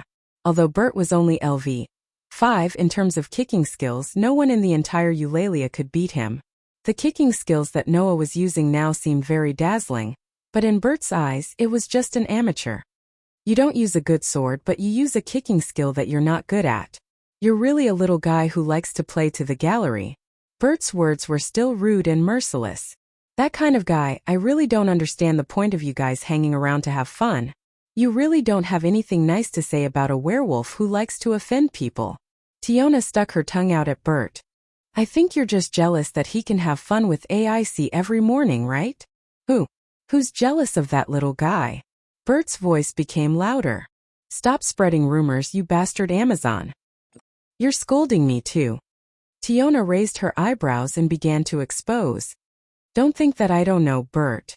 When Drake and AIC are doing morning exercises, don't you secretly hide in the sky corridor to watch? And you're still saying that you're not jealous? Bert's face twisted. It was an expression that would only appear when someone was poked at a sore spot. In response, Tiona giggled and delivered the final blow. Besides, AIC likes little brother Noah, not you annoying werewolf. Ooh. Bert let out a painful howl as if he had suffered a heavy blow. He clutched his chest and almost fell down. That painful howl almost overlapped with Goliath's mournful cry before his death. Kaboom! In the deafening sound of falling to the ground, Goliath, the floor master, slammed heavily on the ground and finally lost his life. The adventurers of Loki's clan cheered and jumped for joy. They were happy to have defeated the floor master. Noah, who was mixed in the crowd, looked at Leafia, whose breathing had quickened. He met Leafia's gaze and smiled mockingly at the elven girl. Leafia's pretty face instantly turned red, and she quickly averted her gaze. Then, as if she felt that she couldn't take it anymore, she glared back at him with hatred. This cute reaction made Noah burst into laughter. He carried his backpack and quickly dodged to the side. Tiona moved closer to AIC and snickered when they saw this scene. AIC, don't you feel that little brother's relationship with Leafia seems to have improved? If you don't work harder, your sweetheart will be snatched away by Leafia. AIC's pretty face blushed fiercely. It was rare for her to glare at her two friends of the same sex, causing them to scream and laugh as they ran away. As for Bert, he was still immersed in his injuries and couldn't extricate himself. Looking at the rather joyous scene, Riveria shook her head helplessly and raised her voice to give out orders again. Okay. Hurry up and collect the magic stones of the floor master. If there are any dropped items, collect them too. The magic stones and dropped items from the floor master can be sold for a considerable price. Everyone responded and began to pack up. Noah once again mixed in with the crowd. While fooling around with Leafia, he acted like an ordinary member of the clan and acted as a supporter. Looking at Noah, who blended into the crowd and mingled with everyone. In the distance, AIC couldn't help but feel envious. In fact, AIC also wanted to get along happily with Noah. Chapter 2031. The The 50th floor of the dungeon. Like the 18th floor, it was one of the few safe floors in the dungeon that did not produce monsters. It was also the last safe floor before reaching the domain. Unfortunately, although they were both safe floors, there was a decisive difference between the 18th floor and the 50th floor. There were two differences. One was the environment. If the 18th floor was like a beautiful paradise, then the 50th floor was a lifeless land of death. The ground here was gray. The trees here were gray. The rock walls here were gray. Even the river here had an unflattering green color. Even if the water here was poisonous, no one would doubt it. On the high ceiling, huge stalactites flickered with a faint phosphorescent light, providing the only light source on this floor. Compared to the 18th floor, which was like a paradise on Earth, there was no doubt that the 50th floor's environment could be described as harsh. It gave people a feeling that this was the environment that the dungeon should have. Another difference was the atmosphere.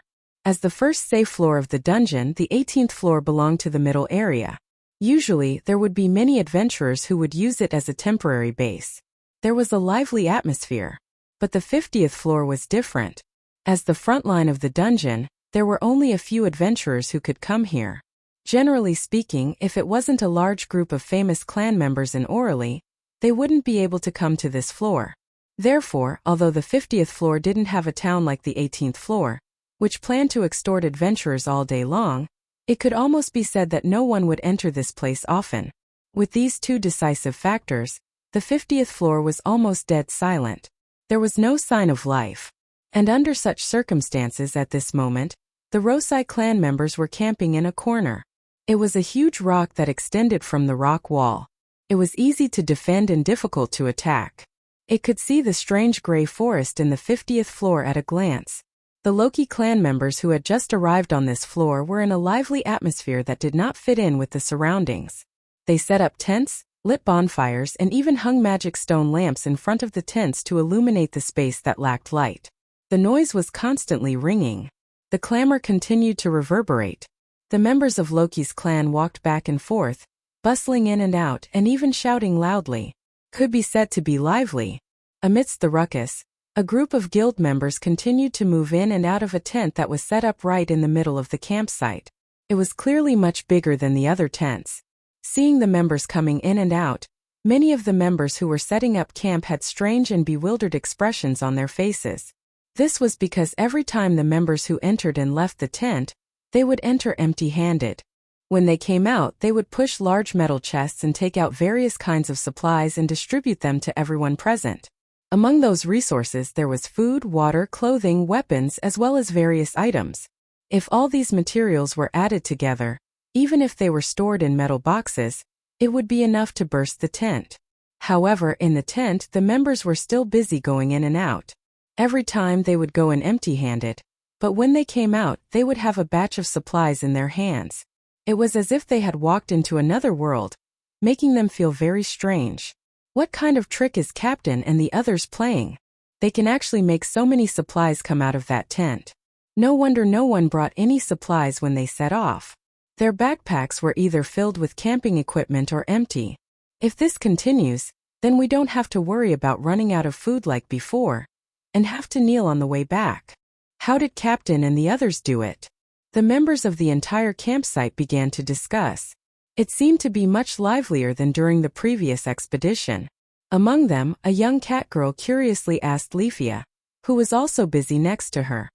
"Hey Leafia, you seem to have a good relationship with the officers. Do you know how Captain and the others did it?" "No, I don't know." Leafia laughed dryly. Maybe there's a powerful figure who's helping them behind the scenes? Is that so?" The young cat girl pursed her lips. Clearly, she didn't choose to believe it. Leafia couldn't help but mutter to herself as she looked at the cat-human girl. "I'm telling the truth. You're the one who doesn't believe me." While the members outside were amazed, Noah raised the dark golden card in the tent and aimed it at the ground in front of him. Clank! In a dazzling flash, metal boxes filled with all kinds of supplies were taken out of the gift card and arranged neatly in front of everyone. "Okay," Finn ordered skillfully. "Another batch of people come in." Under Finn's command, a few members of the grassroots level entered the tent and looked at the neatly arranged boxes with indescribable expressions. After all, this was the fourth time they had come in. Undoubtedly, they had just moved the supplies out of the tent, but every time they came in, a new batch of supplies would appear out of thin air and be placed in their original positions. This magical scene filled everyone's heart with bewilderment and curiosity. As for Bert, who had watched from the beginning to the end, he couldn't help but be speechless. What's with that card? How is it? It's amazing, isn't it? Tiona puffed out her chest with a smug look on her face as if she was showing off. Now you know why we value little brother Drake so much, right? He has such a miraculous method, you know? In other words, he's just a porter. Bert pursed his lips. Lame. Bert's words angered Tiona, and she started quarreling with Bert. While Tiona and Bert were quarreling, Noah took out another batch of supplies and asked Finn to order people to move them out. How is it? Do you still want to continue? Noah asked in a bored manner. There's still more than half of the supplies that haven't been taken out. Half? Finn licked his thumb. It was his habitual action when he was hot-blooded or deep in thought. That was what Finn said. Although there's still more than half, the supplies that have been taken out are enough to last for half a month. So let's leave it at that for the time being. Noah nodded nonchalantly and the gift card in his hand dissipated like a phantom. Everyone was intrigued by this magical means.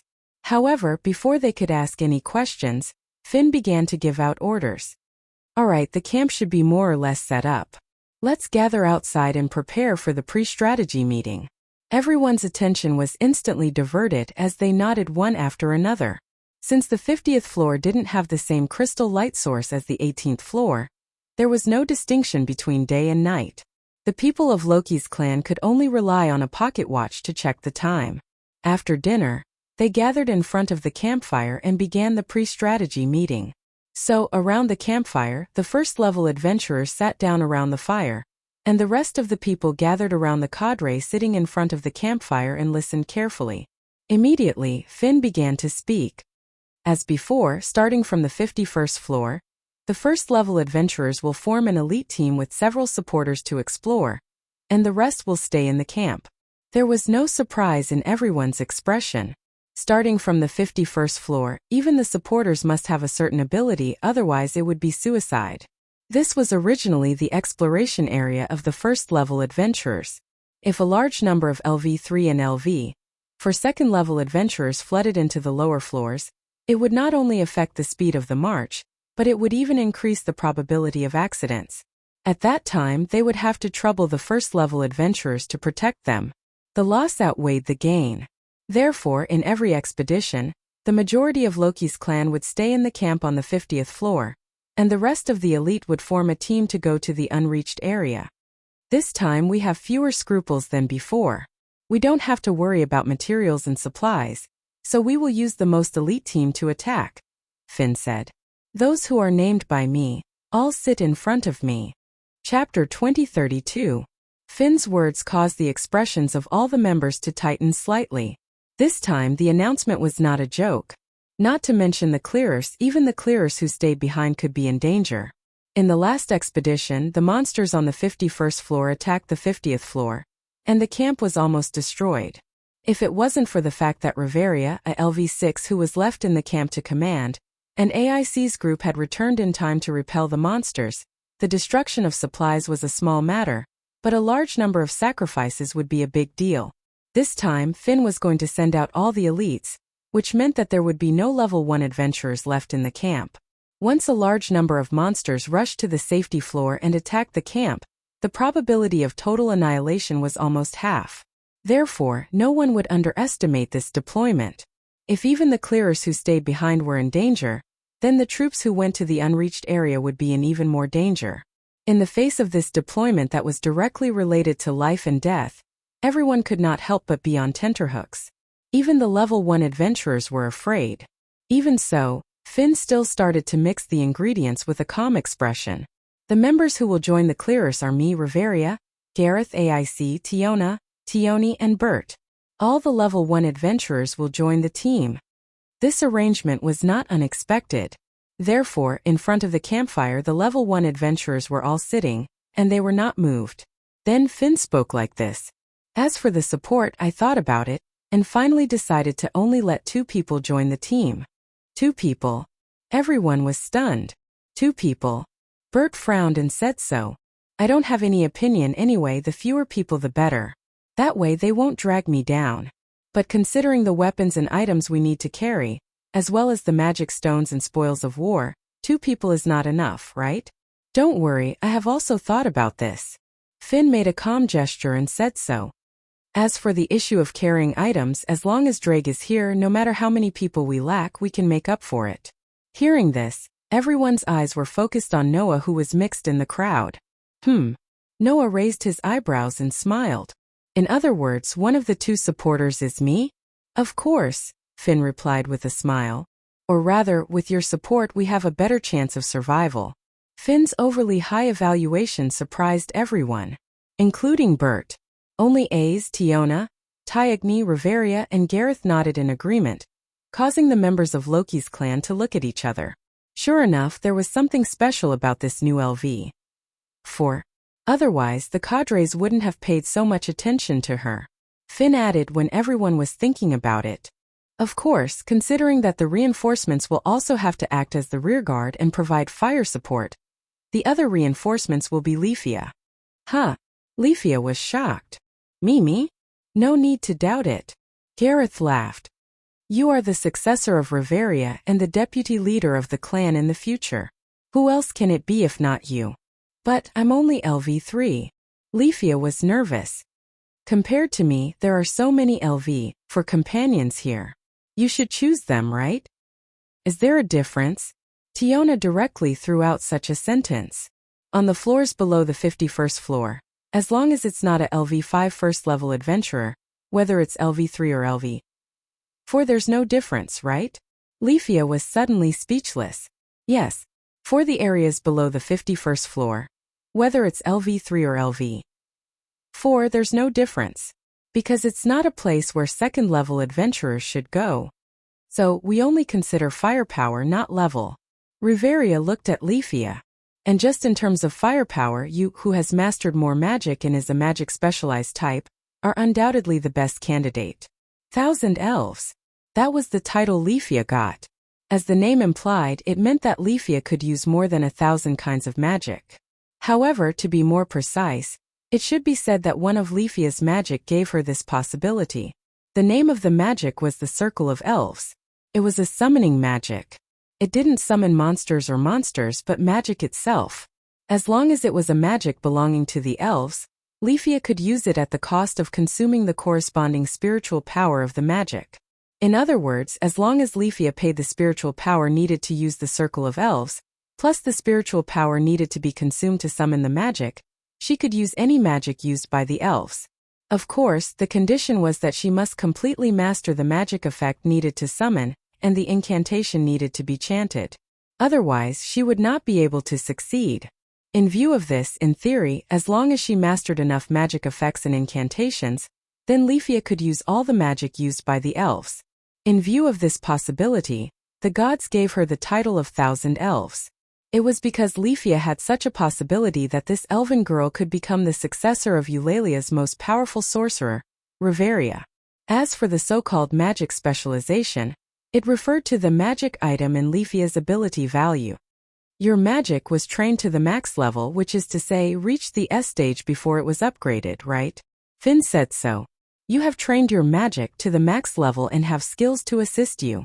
In terms of firepower alone, you have already completely surpassed the level of LV4 and reached the level of LV5.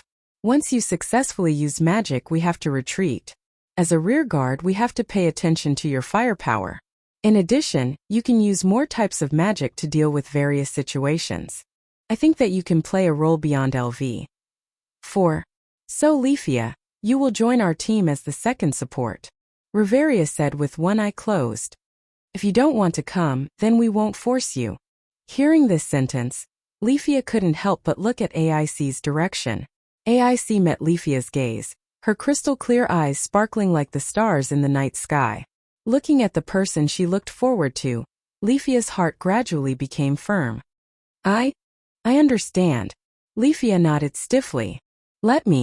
No, please let me go with you. Riveria, Gareth, Tiona, and Tyogny all smiled. Very good. Finn nodded. Then the clearers have decided. The 9 of us will form the clearers together. Humph. Bert glanced at Noah and Leafia.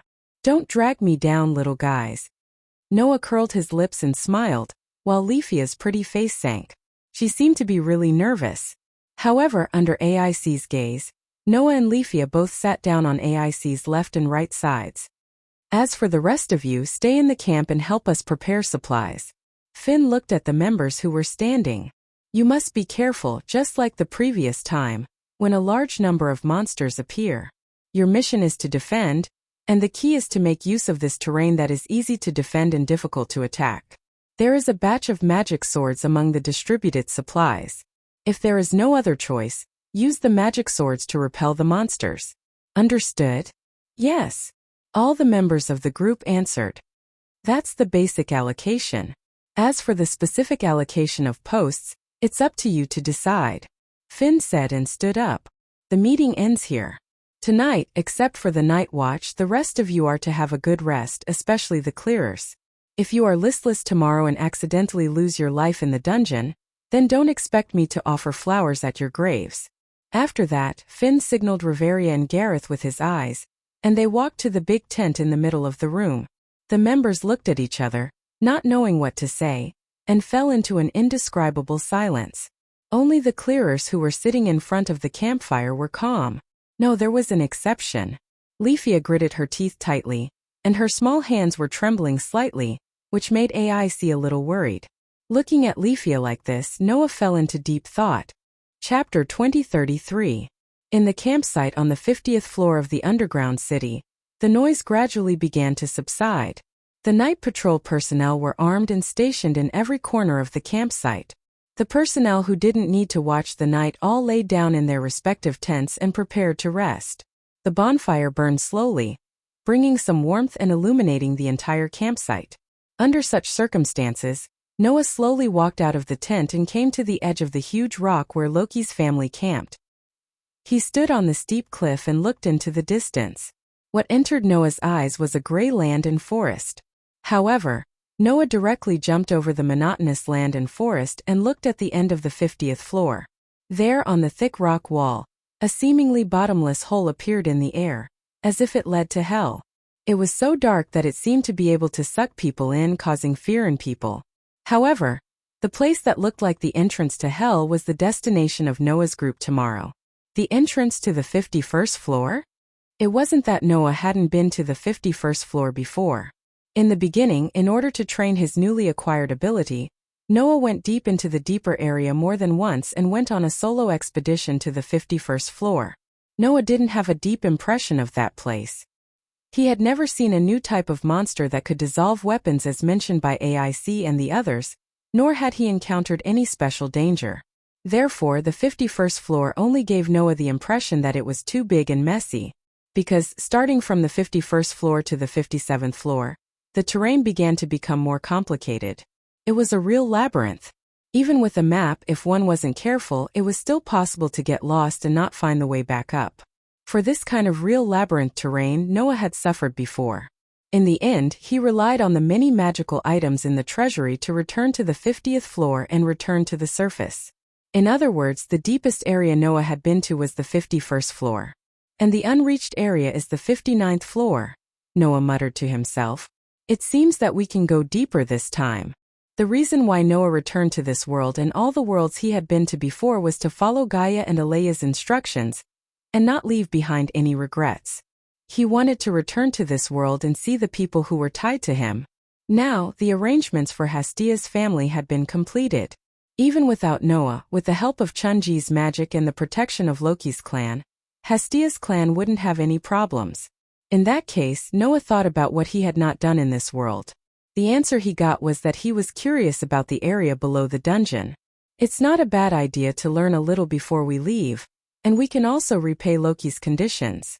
Just as Noah was thinking about this, a voice suddenly sounded in his mind. You've come to an interesting place. Hearing this voice, Noah was first stunned.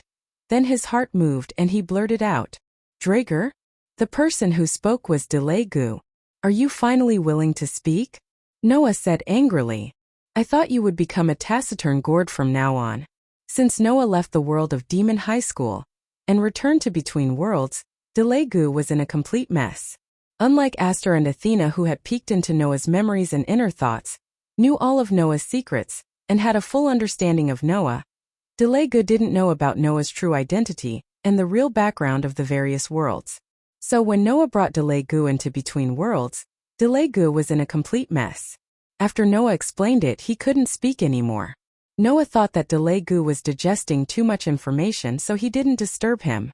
Who knew that this silence made Delegu silent until now? In this regard, Delegu just bitterly smiled. I just want to observe this so-called new world through your eyes. Observe. Noah scratched his cheek. Since when did you start acting like this? You don't look like a dragon like Klon Kovacs, right? But the so-called dragon is such a simple creature. Delegu answered without hesitation. When I feel like fighting, I'll fight. When I feel like killing, I'll kill. When I feel like observing, I'll observe wholeheartedly. In the past, Orpheus had always been observing the flow of the world while Klon Kovac observed the existence of dragons. Compared to them, I'm considered better, right? Is that so? Noah curled his lips. Then did you observe anything? I can only say that it's unbelievable. Delegu sighed. I've seen a lot of gods in this world in my original world, but here they have become completely different existences. It's really unbelievable. For example, in the world of Demon High, Loki was the Prince Charming. In order to stop the peace talks in Northern Europe, he even brought Fenrir out. In the end, not only did he return empty-handed, even his most capable son, Fenrir, was taken in by Wally. It was not worth the loss. But in this world, Loki was a goddess. For Delegu, who had never been to a different world, this might be a novel experience. However, after living for so many years, I thought that I had a good understanding of the world. But suddenly, such a new world appeared. In addition, there are many other worlds that I don't know about. These unknowns are stimulating my instincts. Delegu suddenly laughed. If I still had a body, I would definitely make a scene, right? The adventurers in this world are like you now. They are attracted by the unknowns of the underground city, so they constantly challenge this underground maze and even risk their lives. For example, the clan I'm in now. Noah smiled slightly and looked at the big hole in the distance again. Although I'm not that persistent, my curiosity is still slightly aroused. Then let's give it a try, Drake said. Anyway, with your ability, there's no world that you can't break through. Is that so? Noah also smiled. But I think so too. Then let me look forward to your performance, partner. Delegu laughed out loud. I also want to continue to observe this interesting world. For Delegu, who had lost his body and the meaning of existence was to provide power for the host, regaining something he wanted to do should make his mood a little excited. By the way, Orpheus and Lilith seem to have been observing this world through your eyes, Delegu said. Compared to the dragon me, who only finds it interesting and observant, those two gods don't seem to care about anything. In fact, as long as it's something related to you, it will become a factor that will trigger their emotions. Noah nodded and gazed at the entrance to the 51st floor. His pitch-black eyes glinted slightly, then he turned around and walked towards his tent. But halfway through, Noah suddenly recalled something and stopped in his tracks. After pondering for a while, Noah sighed. Let's go take a look. After saying that, Noah turned in another direction and walked in the direction of another tent. Before long, Noah arrived at his destination. But in front of the tent, a few young ladies had already arrived. Tiona exclaimed in surprise. Little brother? Why are you here? Tiona, and Tiona appeared in front of the tent and were about to enter. Tiona didn't seem to expect Noah to come here, and was a little surprised. Cast a puzzled look at Noah. Under the gazes of the three young ladies, Noah laughed. It seems that our goal is the same.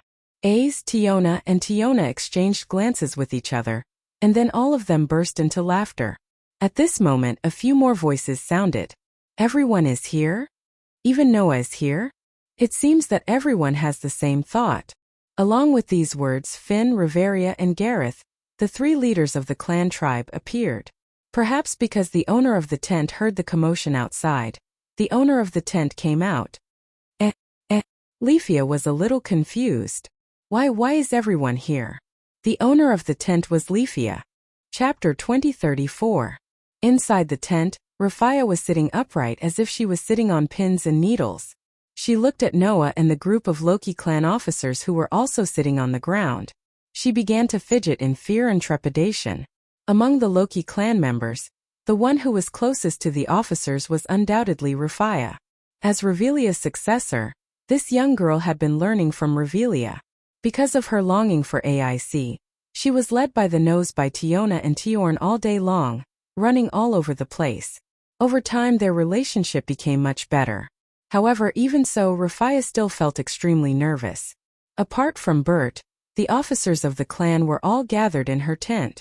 This made Rafia feel a little reserved. Under such circumstances, Noah and the rest sat on the ground without a care.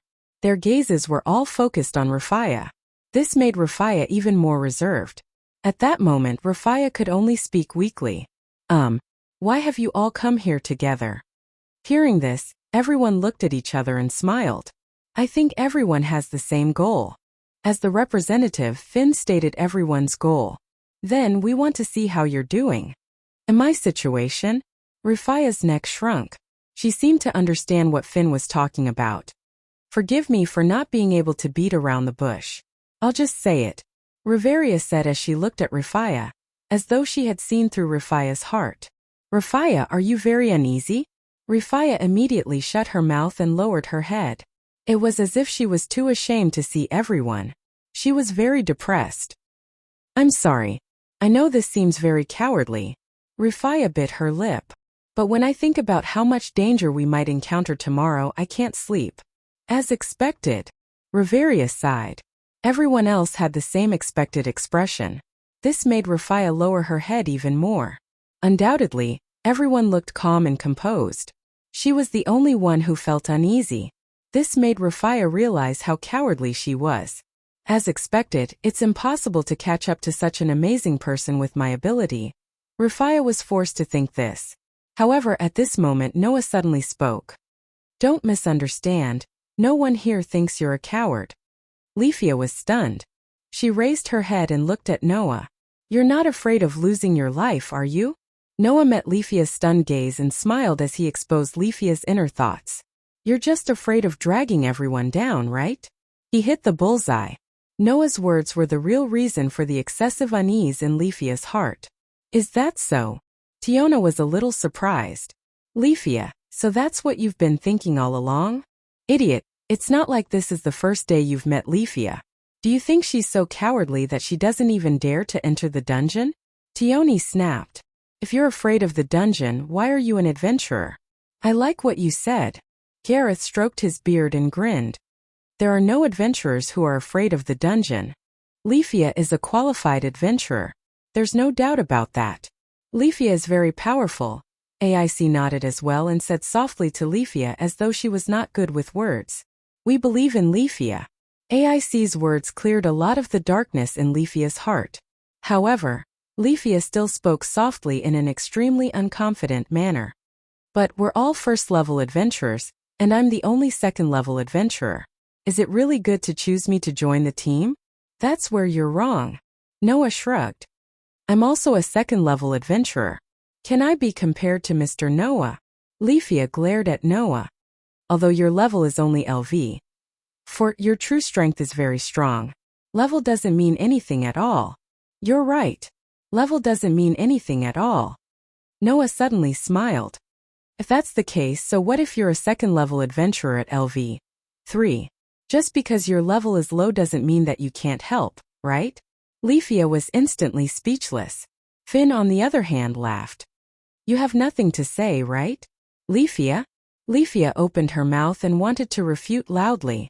Noah was Noah and she was herself. However, that would not be humility but extreme lack of confidence. After all, the best example was right in front of her. Looking at the speechless Leafia, the corners of Noah's lips curled up slightly as he gave her a seemingly kind reminder. Or are you admitting that you're not as good as me? AIC will be very disappointed, right? The uneasiness in Leafia's heart instantly turned into anger. On the contrary, AIC spoke blankly. No, I won't. Before she could finish her sentence, Leafia loudly interrupted AIC. I won't lose to Mr. Noah. There was no longer a trace of nervousness and uneasiness on Leafia's face. With an astonishing aura, she approached AIC. Miss AIC, please believe me. I won't be a burden to everyone. I'll prove that I won't lose to Mr. Noah. AIC was startled by Leafia's approach and did not know what to say for a moment. When the others saw this scene, they looked at each other and smiled bitterly. Leafia's changed so quickly. Tiona. Is this the purpose of this young man? Tiona. What a good provocation. Finn. Leafia, that child really has an unusual attachment to AIC. Reveria. Ha ha ha ha. Isn't this great? Gareth, under the teasing of the others, Leafia seemed to have realized what she had done. Her whole face suddenly turned red as if it was on fire. She almost fainted because of the shame. Amidst the joyous atmosphere, Finn clapped his hands and attracted everyone's attention. Looks like everyone won't be able to sleep for a while. Why don't we just talk about something before we go to sleep? Okay. Tiona was the first to raise her hand in agreement. Anyway, there's still a long time before dawn. We can rest for a while and recover our energy and strength. This is also a way to improve our relationship, right? Gareth nodded. If we understand each other well enough, then we can improve our tacit understanding and cooperation during battle. Not bad, I agree too. But what should we talk about? Reveria did not seem to have any intention of objecting. She sat there with her arms crossed. We've been together for a long time. Our tacit understanding and cooperation are sufficient. Even if we have secrets in our hearts, we can't use them as material to talk about in this situation, right?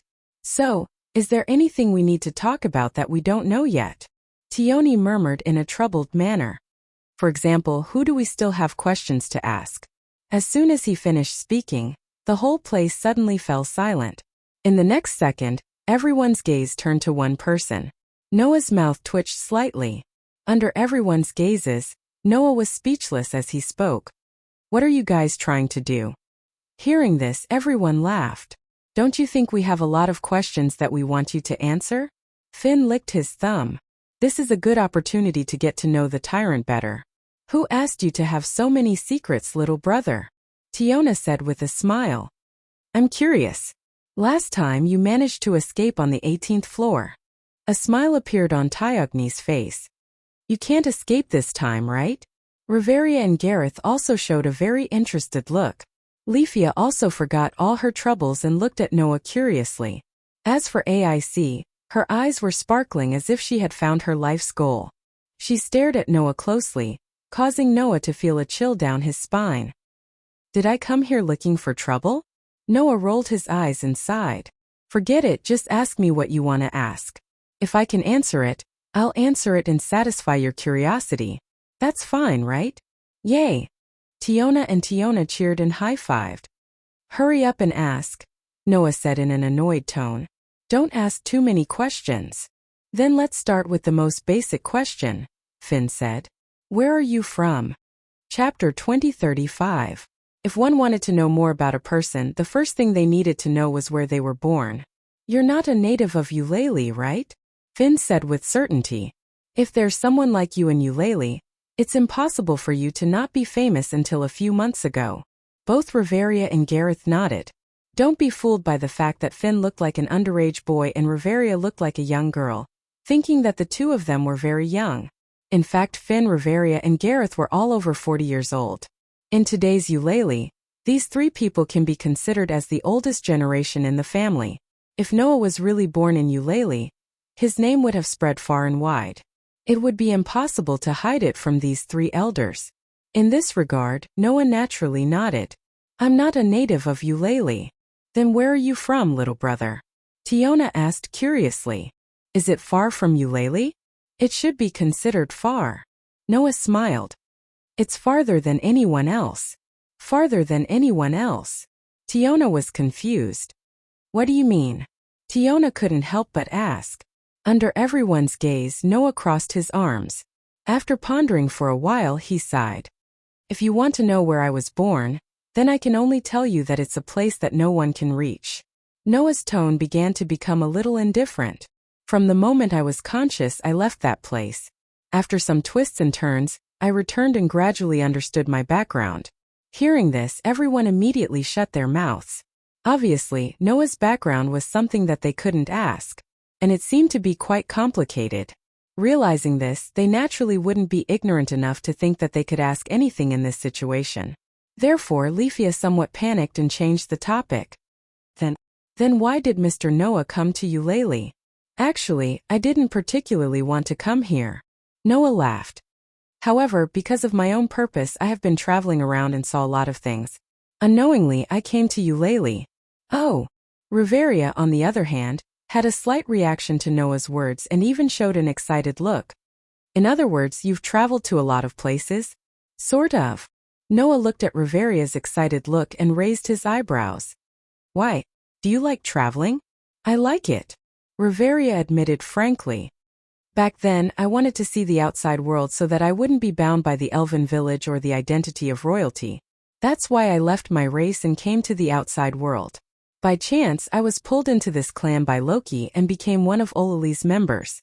Don't be fooled by her appearance. In fact, she yearns for the outside world of freedom more than any other elf. Gareth couldn't help but laugh. If Loki hadn't forcibly abducted her into the tribe back then, she might still be traveling around outside. Moreover, even if she joined the tribe, Riveria didn't give up on this dream. Finn spread his hands. I once vowed that when the younger generation of the younger generation grew up, she would throw the position of deputy leader to Leafia, leave Eulalie, and continue to travel outside. Ahaha. Leafia laughed dryly. I feel so much pressure. But according to the current situation, this dream is still quite far away. Riveria glanced at Aze, Leafia, Tiona, and the others with a hint of warmth in her eyes. Before these children can take charge of things on their own, we still have to continue working hard for a while. Finn and Gareth both nodded in agreement. I feel so shy all of a sudden. We're being treated like children. Both Tiona and Tiona muttered to each other. As for Aze and Leafia, they lowered their heads in extreme embarrassment. After all, compared to the rest, these two girls were the ones who were taken care of the most by Riveria. It was as if they were Riveria's daughters. Let's not talk about this for now, Riveria said to Noah in a curious tone. I really want to know where you've been traveling. Can you tell me a little about it? It's not impossible. Noah scratched his cheek. It's just that after knowing, you may suffer a great mental shock.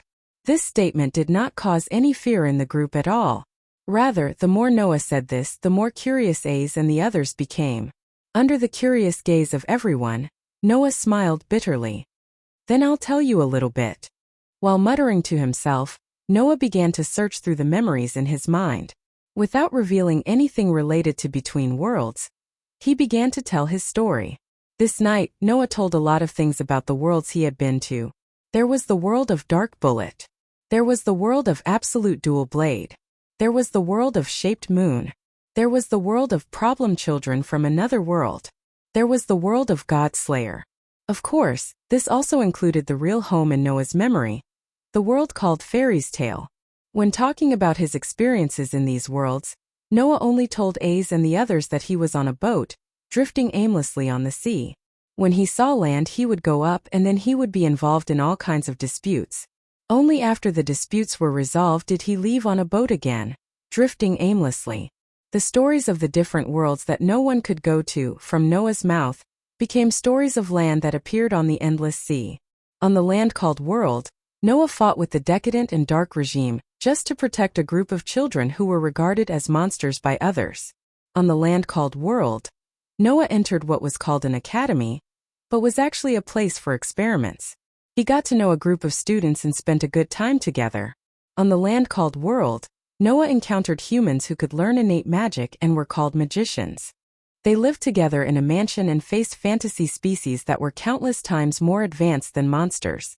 On the land called World, Noah confronted gods who could use their divine power without any scruples. He saw races that only existed in legends and wrote stories that were called myths.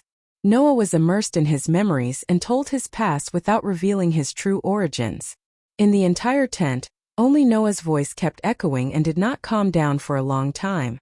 Leafia, Tiona, Finn, Riveria, Gareth, and the others had been listening to Noah's narration all this time. After learning about the extremely thrilling and exciting past, their hearts had practically never stopped being filled with shock and astonishment. The past that Noah told them was too dreamy for the people of this world. However, no one doubted that it was fake. There were 2 reasons. 1, there was no need for Noah to lie.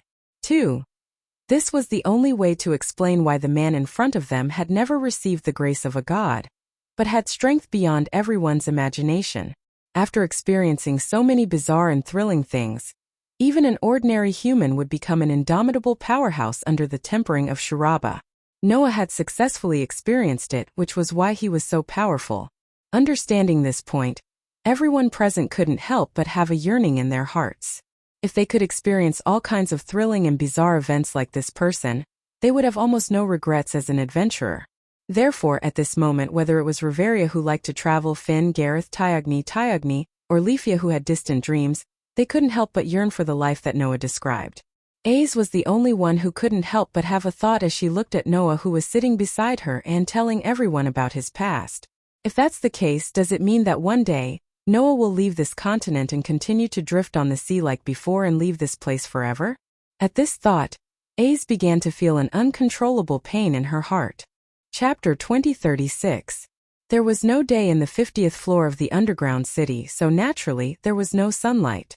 However, when the morning gradually came in the camp of Loki's clan, the members who had rested for the night came out of their tents one after another and changed shifts with the members who had been on duty for the night. It was the beginning of a new day. Noah also followed his biological clock and woke up at this time. However, just as he woke up, Noah felt it.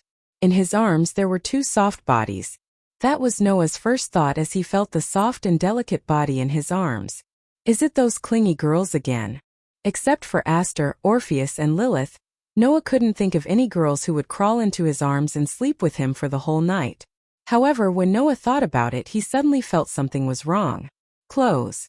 The 2 bodies in Noah's arms were not as naked as usual, which made Noah's hands full of the feeling of smooth skin, but the texture of clothes.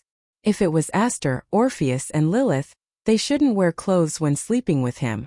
And what's with this fragrance?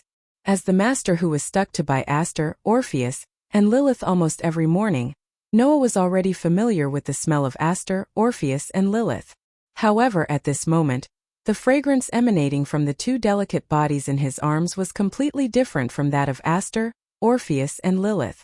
The 2 abnormalities made Noah realize a somewhat terrifying fact.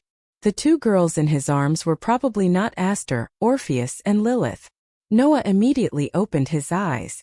In the next second, Noah finally saw the 2 bodies in his arms. On the left was a girl with waist-length light blonde hair and delicate appearance like a doll. On the right was a very pretty and cute elf with leaf-like sharp ears. At this moment, the 2 girls were nestled in Noah's arms. Although they didn't hug Noah tightly like Aster, Orpheus, and Lilith, they still clung to him and slept peacefully on Noah's chest. Other than Aster and Leafia, who else could it be? Noah's brain immediately crashed. Why are these 2 girls here? After his brain crashed for a while, Noah finally realized what was going on. This was not his tent. Now that you mention it. Noah seemed to recall something. Last night I seemed to have fallen asleep here. Last night, Noah mentioned his past. In the end, not only did Noah tell a lot about himself, but even Aster and the others listened with great interest. They completely forgot that they needed sufficient rest before they could march into the unreached area the next day. Under such circumstances, this group of people should have unknowingly fallen asleep in Leafia's tent. The reason why Aster and Leafia snuggled into Noah's arms was probably because they were dizzy from sleeping. With this in mind, Noah raised his head and looked around. He saw that at the side, Tiona were also snuggling together and sleeping soundly, as if they were having a beautiful dream. As for the 3 leaders, Finn, Riveria, and Gareth, they had already woken up and were huddled together, discussing something softly. Finn was the first to notice that Noah had woken up. He turned his head and looked at Noah, who was hugging on both sides with a smile. Are you awake? Did you have a good dream? After Finn spoke, Riveria and Gareth noticed that Noah had woken up, and smiled as well. Of course I had a good dream. Gareth grinned. After all, you fell asleep in such a state. If Loki knew about it, he would definitely be envious. Are you guys deliberately making fun of me? Noah squeezed out some words with difficulty. Don't tell me this is also something you guys did? Do you mean that we moved Aster and Leafia into your arms? Finn shrugged. You misunderstood. We wouldn't do such a thing. It was those two little girls who suddenly snuggled into your arms in the middle of the night, Gareth said teasingly. To be honest, I was shocked that Aster and Leafia snuggled into a man's arms unknowingly. This also proves that Aster and Leafia have a deep trust in you, Riveria said with a sigh. I've never seen Aster and Leafia so unguarded towards a member of the opposite sex. You are indeed special. Aster was not good at expressing her emotions, so she naturally would not be overly intimate with a member of the opposite sex.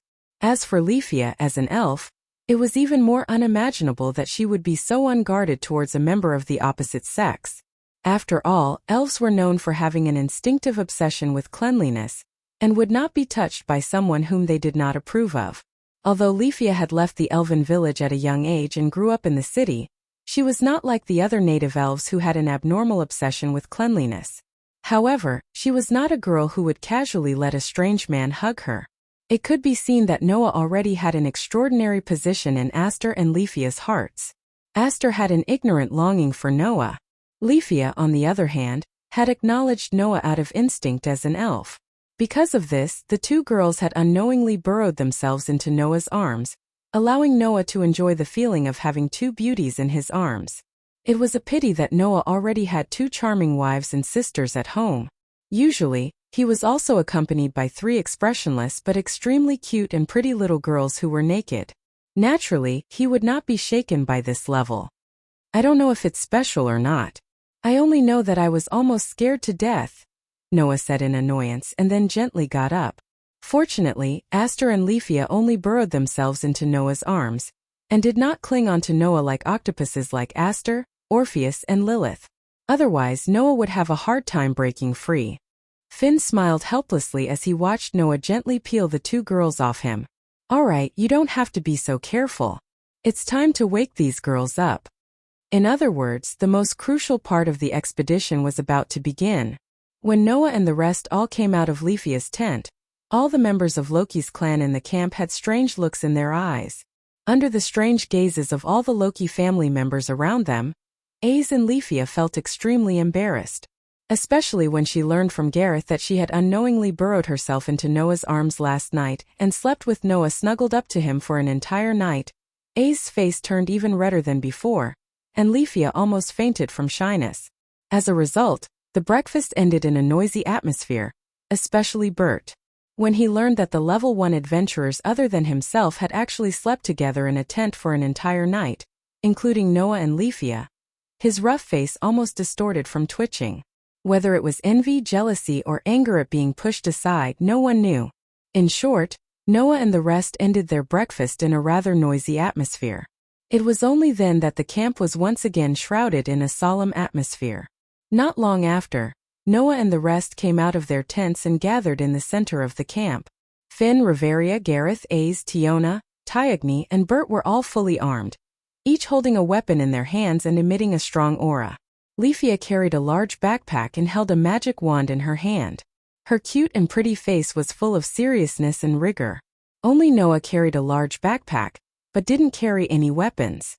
He didn't even wear any defensive gear. Looking like he was preparing to go on a trip, he seemed out of place. As for the rest of the members, they all gathered around and looked at the group in silence.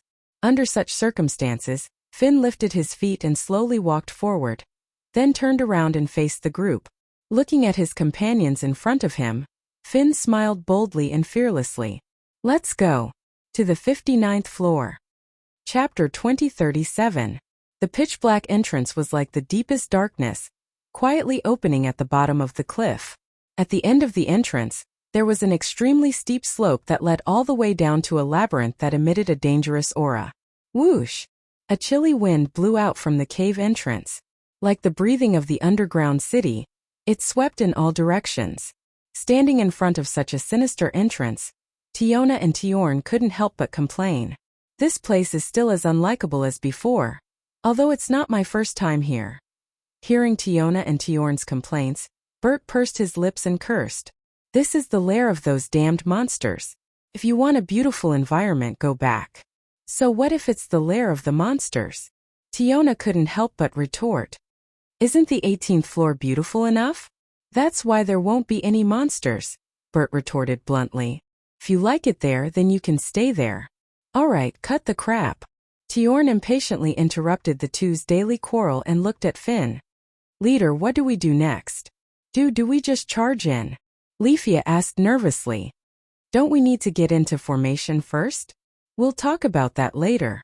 Finn gestured for everyone to calm down and then looked at Noah. Drake, can you take that out? Noah nodded and raised his hand. A dark golden gift card flashed in his hand and bloomed with light. As the light flashed, weapons began to appear one after another and stabbed into the ground. These weapons included spears, battle axes, halberds, dual swords, long swords, and even a double-edged sword that was as tall as a person. These weapons all have the indestructible attribute, right? Noah immediately guessed the nature of these weapons.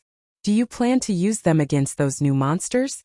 The indestructible attribute, as its name implied, was the attribute unique to weapons that would never be damaged.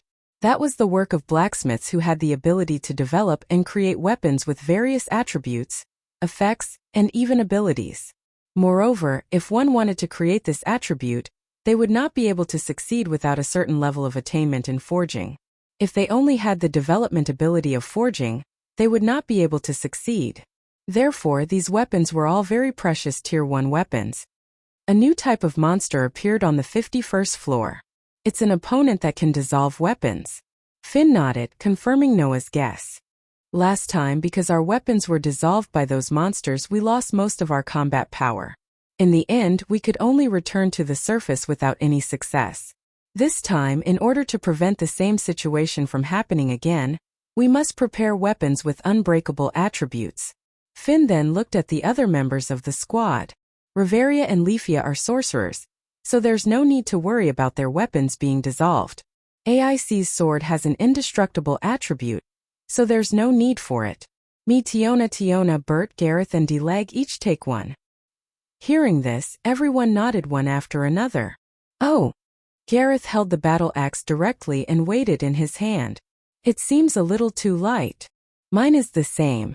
Tiona held the big double blades that were as tall as her body and muttered. Compared to my own big double blades, it feels too light. Mine is heavier. Tiona raised the huge spear and swung it heavily, causing a whistling sound as he said so. But that's right, I usually use curved swords. Now that I'm suddenly using such a big spear, it's natural that it would be heavy. Tisk! Bert pulled out the pair of swords, played with them a few times and complained. I hope we won't be held back by the weapons when the time comes.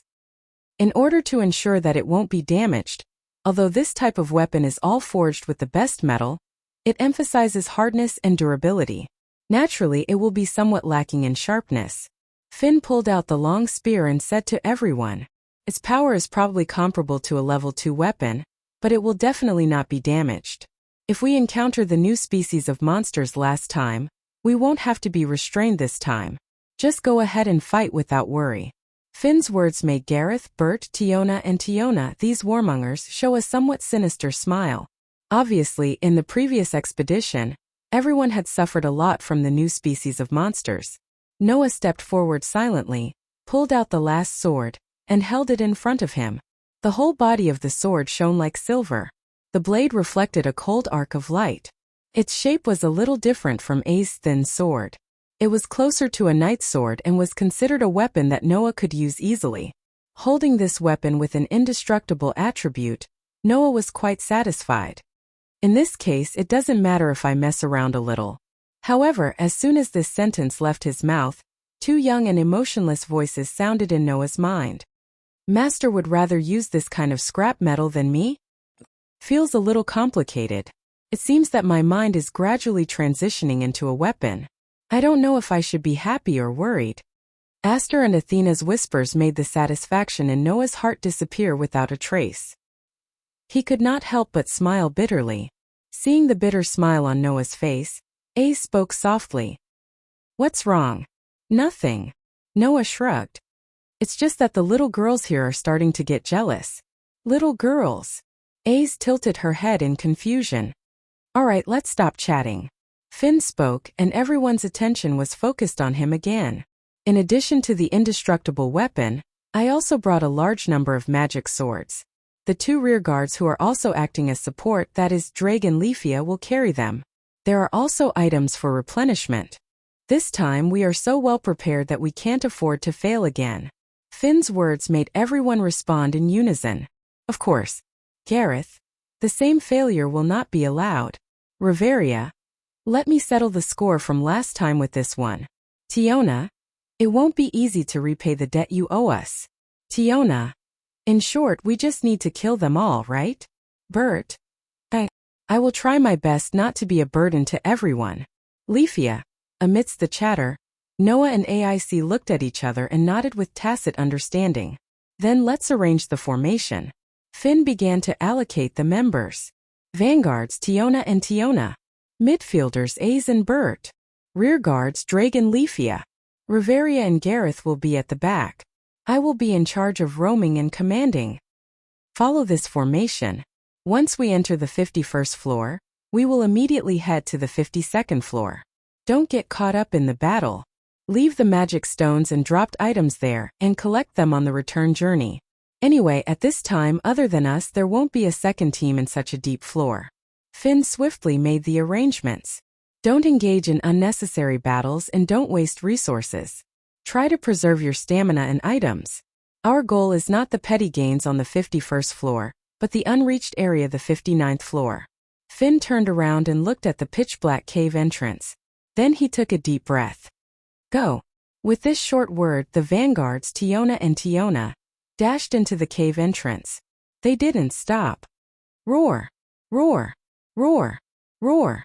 Almost at the same time, at the starting point of the 51st floor, several monsters in the shadows suddenly roared. Like frenzied beasts, they pounced on Tiona and Tiona, who had landed on the ground. These monsters had been lying in ambush at the entrance. As soon as their prey entered, they would attack immediately. However, Tiona and Theogny were already prepared for this. "You're in the way. Get out of my way." The 2 Amazonian girls completely transformed into berserkers at this moment. The moment they landed, they immediately reacted and turned into a gust of wind. Instead of retreating, they rushed toward the monsters that pounced on them. Slash! In the next second, huge blades and halberds cut through the bodies of the monsters. A large amount of blood splattered and dyed the delicate bodies of the Amazonian girls red. At this time, the midfielders and rear guards rushed in. Charge! Under Finn's command, everyone stomped on the rock plates and rushed forward. Chapter 2038. Roar, roar, roar. In the dark labyrinth, the roars of the monsters were intertwined into a demonic tune of hell, which fluctuated back and forth in the entire corridor, shaking people's eardrums.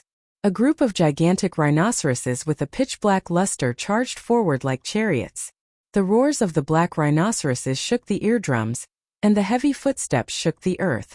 The group of rhinoceros-shaped monsters that had gone berserk charged forward and filled up the entire labyrinth. "Watch me! What are you yelling for?" A pair of brown-skinned Amazon girls with slender bodies than any black rhinoceroses rushed forward fearlessly, like ants that overestimated themselves, and raised their weapons high. The situation of the battle was one-sided.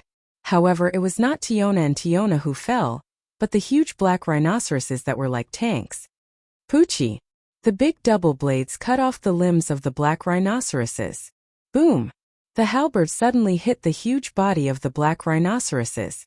The level 5 Amazon sisters rushed directly into the rhinoceroses in a more violent way than the large group of black rhinoceroses, and began a bloody battle. On the 51st floor, the black rhinoceroses were classified as level 4 monsters. Even level 4 adventurers had to try their best to kill these black rhinoceroses. Now that they attacked in large numbers, they were killed by a pair of Amazon girls even though they had an absolute advantage in numbers. The black rhinoceros's horns that could crush rocks would be cut off cleanly when they encountered the big double blades. The thick skin of the black rhinoceroses that they were proud of would also be directly penetrated when they encountered the halberd. The Amazon girls rushed into the rhinoceroses as if they were in an uninhabited land and killed a large number of level 4 monsters. That scene was enough to stun any LV4 adventurer. However, in the face of this brilliant result, the Amazon girls were extremely dissatisfied. The power of this weapon is really a bit weak. It made me waste a lot of effort to cut the black rhinoceroses in half. Sure enough, before facing a new species, it's better to use your original weapon. While complaining, the Amazon girls continued to kill. They did not stop halfway and killed all the black rhinoceroses that they passed by, splashing blood on the ground. Pieces of magic stones fell to the ground. One by one, the loot started rolling down the stairs. These magic stones and dropped items, any one of them could be sold for hundreds of thousands of Varus on the surface. However, the Amazon girls did not care about this. They only fought forward and did not want to stop at all. In this way, it was inevitable that the monsters on both sides would be killed. The black rhinoceroses that were not killed suddenly let out a terrifying roar, as if they intended to pincer attack the people in the middle of the passage. Ace, Bert. Finn's voice immediately. Got it. How troublesome. Ace and Bert, who were in the middle, immediately turned around. One took the left side of the team, the other took the right side of the team, and faced the black rhinoceroses that were attacking them from both sides. Suddenly, the silver-white sword flashed and the thunderous kicks exploded. It was like a thunder that could sweep away thousands of armies, enveloping the black rhinoceroses like a violent storm. Poochie! Every flash of the silver-white sword could take away the life of a black rhinoceros. Bang! Every kick was as fast as lightning, and it could send a black rhinoceros flying like a rubber ball. Ace and Bert killed the fishes that slipped through the net just like Tiona and Tyogny. They did not stop and kept running forward. Under the fierce attack of the 4 level 1 adventurers, none of the black rhinoceroses that came from the front could touch the 2 adventurers who were protected in the middle. Even if 1 or 2 black rhinoceroses suddenly rushed into the defensive circle while Ace and Bert were busy killing, they would immediately be pierced between their eyebrows by a long spear and die on the spot. Of course, that was the work of Finn, who was wandering in the team. Just like that, the group of people hurried on without stopping, charging at the fastest speed possible. During this process, the underground city was constantly rioting. Crack! A hair-raising cracking sound rang out. Rumble! Groups of black rhinoceroses broke through the walls on both sides of the maze that had cracked open. They brought along flying debris and thick sand as they roared and continued to surge forward. In the end, from the moment they entered the 51st floor of the underground city, even though the team went straight for the entrance of the 52nd floor, they were still met with an endless wave of attacks from the monster army. This was the deeper level. It was completely different from the upper, middle, and lower levels. It could be said that there was an endless amount of monsters in this area. In such an area, once the number of monsters reached a certain level, the underground city would stop spawning. However, once a monster was killed, the underground city would immediately spawn a new one. So there would never be a lack of monsters in this area. When this characteristic reached a floor like the 51st floor, it was even more terrifying. At the very least, the 4 level 1 adventurers in the vanguard and middle guard had been desperately waving their weapons since they entered the 51st floor, slaying the attacking monsters. However, they didn't see the number of monsters decrease in the slightest from the beginning to the end. The army of monsters was still charging forward, and the roars and tremors of the earth were endless. Naturally, in addition to the front, there was also an army of monsters surging from the back. They had truly filled up the entire passage of the maze. The monsters in front were dealt with by Tiona and Tyogny. The monsters on both sides were dealt with by Ace and Bert. As for the monsters in the back, they were naturally dealt with by Gareth and Riveria, who were at the bottom. The omen of the end, the pure white snow in the face of dusk, roll up the gale. The wand in Riveria's hand began to bloom with light. The sealed light, the frozen earth, the blowing snow, the 3 harsh winters. My name is Alpho. Her pitiful red lips uttered a pleasant incantation that echoed in the rocky passage filled with the roars of monsters. The next moment, the spell that Riveria had prepared was completed. Ecstasy, winter of Fimble. Suddenly, gusts of cold wind began to swirl. The cold wind turned into 3 storms that were mixed with bits of snowflakes. Like a wave, they surged violently in the passage. It was as if there were 3 blizzards wreaking havoc in the passage, rolling up gusts of cold air. This was the spell of Eulalie's most powerful sorcerer. A wide area of freezing magic swept out. Everywhere it passed, the black rhinoceroses were frozen into ice. They sat on the ground like ice sculptures. It's still the same powerful spell. Gareth laughed out loud. He grabbed the battle-axe in his hand and flew out like a cannonball. As the battle-axe in Gareth's hand fell up and down, the black rhinos that were frozen into ice were all shattered. Like ice bombs, they exploded one after another and scattered all over the ground. During this time, Finn, who was wandering around the corners, also thrusted out his spear very neatly. As he thrusted and pulled back, the ice sculptures were also shattered and exploded all over the place. So powerful. The activity of the level 1 adventurers made Leafia almost dumbfounded. Noah, who was following Leafia closely at a neither fast nor slow pace, also nodded. He had some calculations in his heart. The strength of AIC and her party was indeed not bad. Not to mention others, the strength of level 5 Tiona, Tyagni, and Bert was not inferior to an S-rank sorcerer. If they were in Fairy's Tale, they would definitely be able to become the new generation on par with Naz and Gray, right? And Finn, Riveria and Gareth, who had reached level 6, were even above them. In particular, AIC, in Noah's view, was already not inferior to Alusha before the Great Demonic Arts competition. All of them have the standard of an S-rank sorcerer. However, even the combat experts of LV5 and LV6 were only at the level of S-rank magic shooters. If we don't count the gods who sealed their own powers out of boredom, it seems that the power level of this world is generally not high. Just as Noah was deep in thought, Leafia suddenly opened her eyes wide and shouted, "Hey, you're in the middle of a fight. Leader, a new type of monster is here."